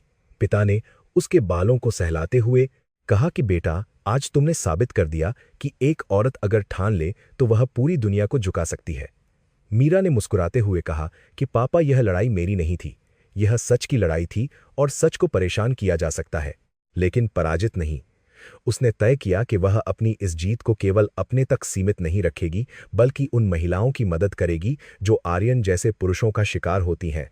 उस रात मीरा अपनी बालकनी में खड़ी होकर शहर की रोशनी देख रही थी, जो उसे अब अपनी मुट्ठी में लग रही थी। उसका फोन बजा और उसे खबर मिली कि आर्यन की कंपनी के शेयर पूरी तरह से गिर चुके हैं और सिंघानिया ग्रुप ने उसे आधिकारिक तौर पर अधिग्रहित कर लिया है। यह एक पूर्ण विजय थी, जहां दुश्मन का नामोनिशान मिट चुका था और उसका साम्राज्य अब मीरा के अधीन था। मीरा ने एक गहरी सांस ली और हवा में घुली रात की रानी की खुशबू को महसूस किया। कल एक नया सवेरा होगा और उस सवेरे में आर्यन का कोई स्थान नहीं होगा। वह अब अपनी शर्तों पर जिएगी और अपने बच्चों को एक ऐसा भविष्य देगी जहां सम्मान और प्रेम सबसे ऊपर होगा। कहानी का यह अध्याय खत्म हो गया था, लेकिन मीरा की जिंदगी की असली किताब अब खुलने वाली थी।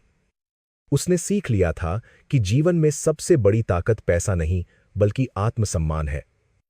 आर्यन ने पैसे के पीछे भागकर अपना सब कुछ खो दिया था और मीरा ने आत्मसम्मान को चुनकर पूरी दुनिया पाली थी। उसने आकाश में चमकते हुए ध्रुव तारे को देखा और मन ही मन अपनी मां को धन्यवाद दिया, जिन्होंने उसे यह संस्कार दिए थे। अब उसे किसी बात का डर नहीं था, क्योंकि उसने अपने सबसे बड़े डर का सामना कर लिया था और उसे हरा दिया था। मीरा सिंघानिया अब केवल एक नाम नहीं बल्कि एक मिसाल बन चुकी थी।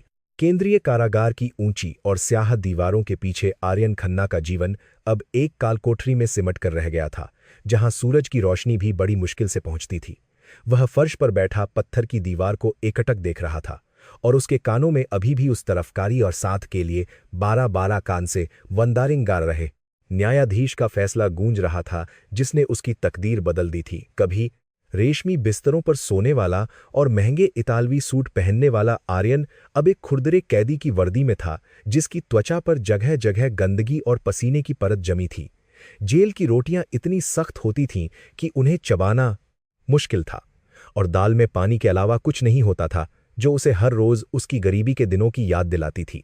लेकिन शारीरिक कष्ट से कहीं ज्यादा उसे मानसिक पीड़ा तोड़ रही थी, क्योंकि उसे पता था कि बाहर की दुनिया में उसकी क्या छवि बन चुकी है।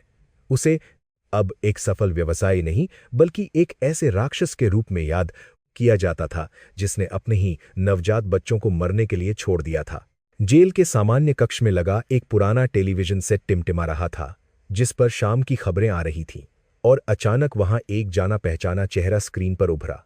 आर्यन की नजरें उस स्क्रीन पर जम गईं क्योंकि वहां मीरा सिंघानिया को वर्ष की जानिया काम जीस कर रहा है सर्वश्रेष्ठ व्यवसायी का पुरस्कार लेते हुए दिखाया जा रहा था। मीरा एक सुनहरे रंग की साड़ी में बेहद खूबसूरत और गरिमामय लग रही थी और उसके चेहरे पर एक ऐसी शांति थी जो आर्यन ने पहले कभी नहीं देखी थी। एंकर बता रहा था कि मीरा के नेतृत्व में सिंघानिया समूह ने पिछले 3 वर्षों में रिकॉर्ड मुनाफा कमाया है और साथ ही समाज सेवा के क्षेत्र में नई मिसालें कायम की हैं। आर्यन को याद आया कि कैसे उसने मीरा को एक साधारण और अनपढ़ गृहिणी समझा था जो उसके लायक नहीं थी। आज वही साधारण महिला उस ऊंचाई पर थी जहां पहुंचने का सपना आर्यन ने देखा था लेकिन कभी पूरा नहीं कर पाया।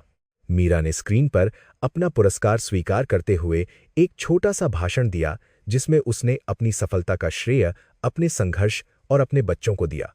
उसकी आवाज में वह कंपन नहीं था जो पहले हुआ करता था, बल्कि एक ऐसा आत्मविश्वास था जो केवल उन लोगों में आता है जिन्होंने आग में तपकर कुंदन का रूप लिया हो। आर्यन ने देखा कि दर्शक दीर्घा में बैठे बड़े बड़े मंत्री और उद्योगपति उसके सम्मान में खड़े होकर तालियां बजा रहे थे। यह दृश्य आर्यन के सीने में खंजर की तरह चुभ रहा था, क्योंकि उसे एहसास हो रहा था कि यह सम्मान और यह ताली कभी उसके लिए भी बज सकती थी अगर उसने लालच का रास्ता न चुना होता। उसके साथ बैठे एक अन्य कैदी ने स्क्रीन की ओर इशारा करते हुए कहा कि यह महिला तो साक्षात देवी लगती है। सुना है इसने हजारों अनाथ बच्चों की जिंदगी संवारी है। आर्यन कुछ बोलना चाहता था, वह चीख कर कहना चाहता था कि यह मेरी पत्नी थी और वे बच्चे मेरे हैं, लेकिन उसके गले से आवाज नहीं निकली। उसे डर था कि अगर उसने सच बताया तो यहाँ के कैदी भी उससे नफरत करेंगे, क्योंकि अपराध की दुनिया में भी बच्चों के साथ क्रूरता करने वालों को सबसे नीची निगाह से देखा जाता है। उसने चुपचाप अपनी नजरें झुका लीं और अपनी कड़वी सच्चाई को अपने अंदर ही घोंट लिया। बाहर की दुनिया में उसका नाम मिट चुका था। उसके माता पिता ने शर्मिंदगी के कारण शहर छोड़ दिया था और काव्या ने तो गिरफ्तारी के अगले कारी जानदे से एक ही दिन किसी और अमीरजादे से सगाई कर ली थी। आर्यन अब पूरी तरह से अकेला था और उसके पास अपने किए पर पछताने के अलावा और कोई काम नहीं बचा था। उधर सिंघानिया विला में एक अलग ही उत्सव का माहौल था, क्योंकि आज मीरा के तीनों बच्चों आरव, विहान और मायरा का तीसरा जन्मदिन था। पूरा बगीचा गुब्बारों और फूलों से सजाया गया था और शहर के चुनिंदा मेहमान वहां मौजूद थे जो बच्चों को आशीर्वाद देने आए थे। मीरा अपने पिता विजय सिंघानिया के साथ खड़ी होकर मेहमानों का स्वागत कर रही थी और उसके चेहरे पर एक संतोषजनक मुस्कान थी। विजय अब व्हीलचेयर पर नहीं थे, बल्कि अपनी छड़ी के सहारे चल फिर सकते थे, क्योंकि मीरा की देखभाल और पोते पोतियों के प्यार ने उन्हें नया जीवन दान दिया था। वे बच्चों को भागते दौड़ते देख रहे थे और उनकी आंखों में खुशी के आंसू थे। उन्होंने मीरा के सिर पर हाथ रखा और कहा कि बेटा, तुमने इस घर को फिर से स्वर्ग बना दिया है। मीरा ने झुककर एक बच्चे को गोद में उठाया जो रो रहा था क्योंकि उसका गुब्बारा फूट गया था। मीरा ने उसे बहुत प्यार से चुप कराया और उसे समझाया कि कोई बात नहीं, हमारे पास और भी बहुत सारे गुब्बारे हैं। यह दृश्य देखकर वहां मौजूद लोग आपस में बातें कर रहे थे कि मीरा न केवल एक सफल बिजनेस टाइकून है, बल्कि एक बेहतरीन मां भी है। उसने अपने बच्चों को आर्यन की छाया से पूरी तरह दूर रखा था और उन्हें ऐसे संस्कार दिए थे कि वे विनम्र और दयालु बने। बच्चों को अपने पिता के बारे में कोई जानकारी नहीं थी और मीरा ने तय किया था कि जब वे बड़े होंगे और समझने लायक होंगे, तभी वह उन्हें सच बताएगी। तब तक के लिए उनके नाना और विक्रम काका ही उनकी दुनिया थे। पार्टी के बीच में विक्रम काका मीरा के पास आए और उन्होंने बताया कि जेल से एक पत्र आया है जो शायद आर्यन ने भेजा है। मीरा के चेहरे पर एक पल के लिए गंभीरता आई, लेकिन उसने उस पत्र को लेने से इनकार कर दिया। उसने विक्रम से कहा कि जो अध्याय खत्म हो कि उन्होंने किजाद तब धाने के बाद उसने किजाद उससे ज्यादा बताया है चुका है, उसे दोबारा खोलने का कोई मतलब नहीं है। आर्यन मेरे और मेरे बच्चों के लिए मर चुका है और मैं नहीं चाहती कि उसकी कोई भी नकारात्मकता आज के इस खुशी के दिन को खराब करे। विक्रम ने सहमति में सिर हिलाया और उस पत्र को बिना खोले ही फाड़ दिया। यह मीरा की तरफ से अंतिम संदेश था कि अब आर्यन के लिए उसकी जिंदगी में रत्ती भर भी जगह नहीं बची है, चाहे वह माफी मांगे या गिड़गिड़ाए। समय के साथ मीरा ने अपने व्यापार को केवल मुनाफे तक सीमित नहीं रखा, बल्कि उसने उसे एक सामाजिक क्रांति का माध्यम बना दिया।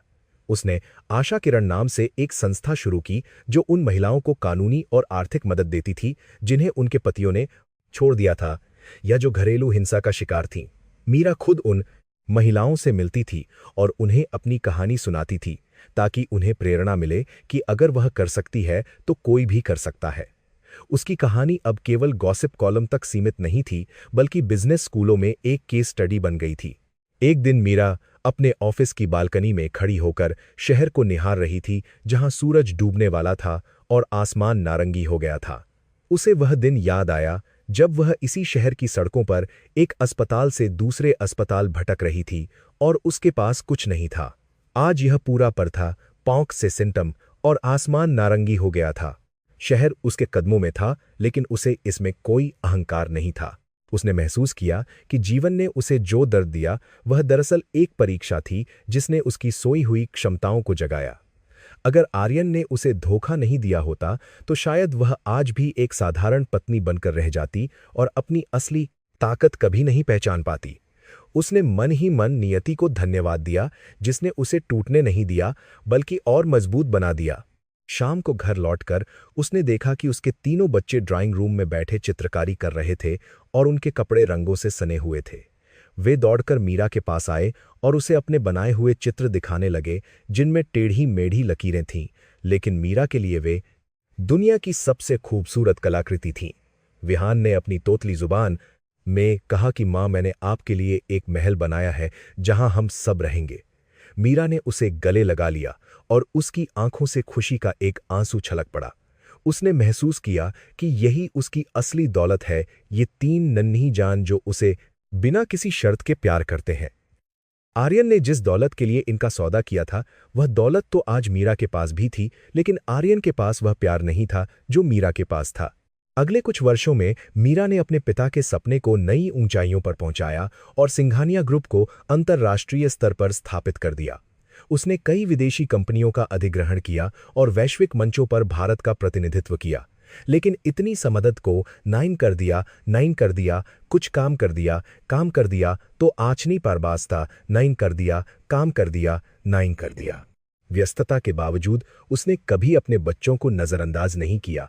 वह उनके स्कूल के हर कार्यक्रम में जाती थी, उनकी हर छोटी बड़ी उपलब्धि पर जश्न मनाती थी। उसने दुनिया को दिखा दिया कि एक अकेली महिला एक पिता और माँ दोनों की भूमिका बखूबी निभा सकती है। समाज जो पहले उसे एक जेल में आर्यन का स्वास्थ्य दिन ब दिन गिरता जा रहा था और वह समय से पहले ही बूढ़ा लगने लगा था। उसे टीबी की बीमारी हो गई थी और जेल के अस्पताल में उसका इलाज चल रहा था, लेकिन उसके अंदर जीने की इच्छा खत्म हो चुकी थी। एक रात जब वह अपनी आखिरी बारबन के आर्यन बदाने वाले हैं और उनकी बदाने वाले हैं जो कल पूरी फोर कर में सांसें गिन रहा था, तो उसे अपनी जिंदगी की रील फ्लैशबैक में दिखाई दी। उसे मीरा का वह मुस्कुराता हुआ चेहरा याद आया जब उन्होंने पहली बार शादी की थी, और फिर उसे उन मासूम बच्चों के रोने की आवाज सुनाई दी जिन्हें उसने छोड़ दिया था। अंत समय में उसके मुंह से केवल एक ही शब्द निकला, माफ कर दो, लेकिन सुनने वाला वहां कोई नहीं था। उसकी मौत एक गुमनाम कैदी की तरह हुई और उसके अंतिम संस्कार के लिए भी कोई अपना नहीं आया। आर्यन की मौत की खबर जब अखबारों के एक छोटे से कोने में छपी तो मीरा ने उसे पढ़ा, लेकिन उसके मन में कोई हलचल नहीं हुई, न नफरत, न दुख और न ही खुशी। बस एक शून्यता थी, जैसे किसी अजनबी के बारे में पढ़ रही हो। उसने उस अखबार को मोड़कर रख दिया और अपने बड़ी अजदस में एक बाज दो से दो नफरत ने भी हसदस में पढ़ दी है। काम में लग गई। उसने अपने बच्चों को कभी नहीं बताया कि उनका जैविक पिता दुनिया छोड़ चुका है, क्योंकि उनके लिए वह अस्तित्वहीन था। मीरा ने यह सुनिश्चित किया कि आर्यन की परछाई भी उसके बच्चों के भविष्य पर न पड़े। वे बच्चे अब सिंघानिया कुल के गौरवशाली वारिस थे और उनका कहानी के अंत में मीरा एक समुद्र तट पर अपने परिवार के साथ छुट्टियां मना रही थीं, जहां लहरें बार बार किनारे से टकरा रही थीं। वह रेत पर बैठकर अपने बच्चों को किला बनाते हुए देख रही थी और सूरज की सुनहरी किरणें उसके चेहरे पर पड़ रही थीं। उसने अपने डिशन की अपने बेशन के साथ ऐसे समझ पार एक समुद्र जौभी में बेशन के साथ बेशन के दूसरी और कामी अपने बार बार की गले के उस ताबीज को छुआ जो उसकी पहचान था और मुस्कुरा दी। ये सफर बहुत लंबा और कठिन था, आंसुओं और कांटों से भरा हुआ, लेकिन मंजिल बहुत खूबसूरत थी। उसने साबित कर दिया था कि औरत को कमजोर समझना पुरुष की सबसे बड़ी भूल होती है, क्योंकि जब वह दुर्गा का रूप धरनी है तो बड़े एक ठंडी हवा का झोंका आया और मीरा के बालों को उड़ा ले गया। उसने अपनी आंखें बंद की और एक गहरी सांस ली जिसमें आजादी और जीत की खुशबू थी। उसके पिता विजय सिंघानिया उसके पास आकर बैठे और बोले कि मीरा, मुझे तुम पर गर्व है, तुमने मेरे वंश को एक नई पहचान दी है। मीरा ने उनका हाथ थाम लिया और कहा कि पापा, यह तो बस शुरुआत है, हमें अभी बहुत आगे जाना है। उसने समुद्र की ओर देखा जो अनंत था, बिल्कुल उसकी संभावनाओं की तरह। आर्यन एक बंद अध्याय था, एक बुरा सपना जो सुबह होते ही गायब हो गया था, लेकिन मीरा एक हकीकत थी जो सूरज। यह कहानी केवल एक बदले की नहीं थी, बल्कि यह एक पुनर्जन्म की कहानी थी। एक ऐसी महिला की कहानी जो राख से फीनिक्स पक्षी की तरह उठी और उसने आसमान को छू लिया। मीरा सिंघानिया ने दुनिया को सिखाया कि परिस्थितियों के आगे झुकना नहीं चाहिए, बल्कि उन्हें अपने पक्ष में मोड़ लेना चाहिए। उसका जीवन उन सभी के लिए एक मिसाल बन गया जो अंधेरे में उम्मीद की किरण ढूंढ रहे थे। और इस तरह वह उत्तराधिकारिणी, जिसने कभी अपनी पहचान छिपाई थी, आज दुनिया के सामने अपनी शर्तों पर जी रही थी। उसकी विरासत केवल दौलत नहीं थी, बल्कि उसका अदम्य साहस था जो पीढ़ियों तक याद रखा जाएगा।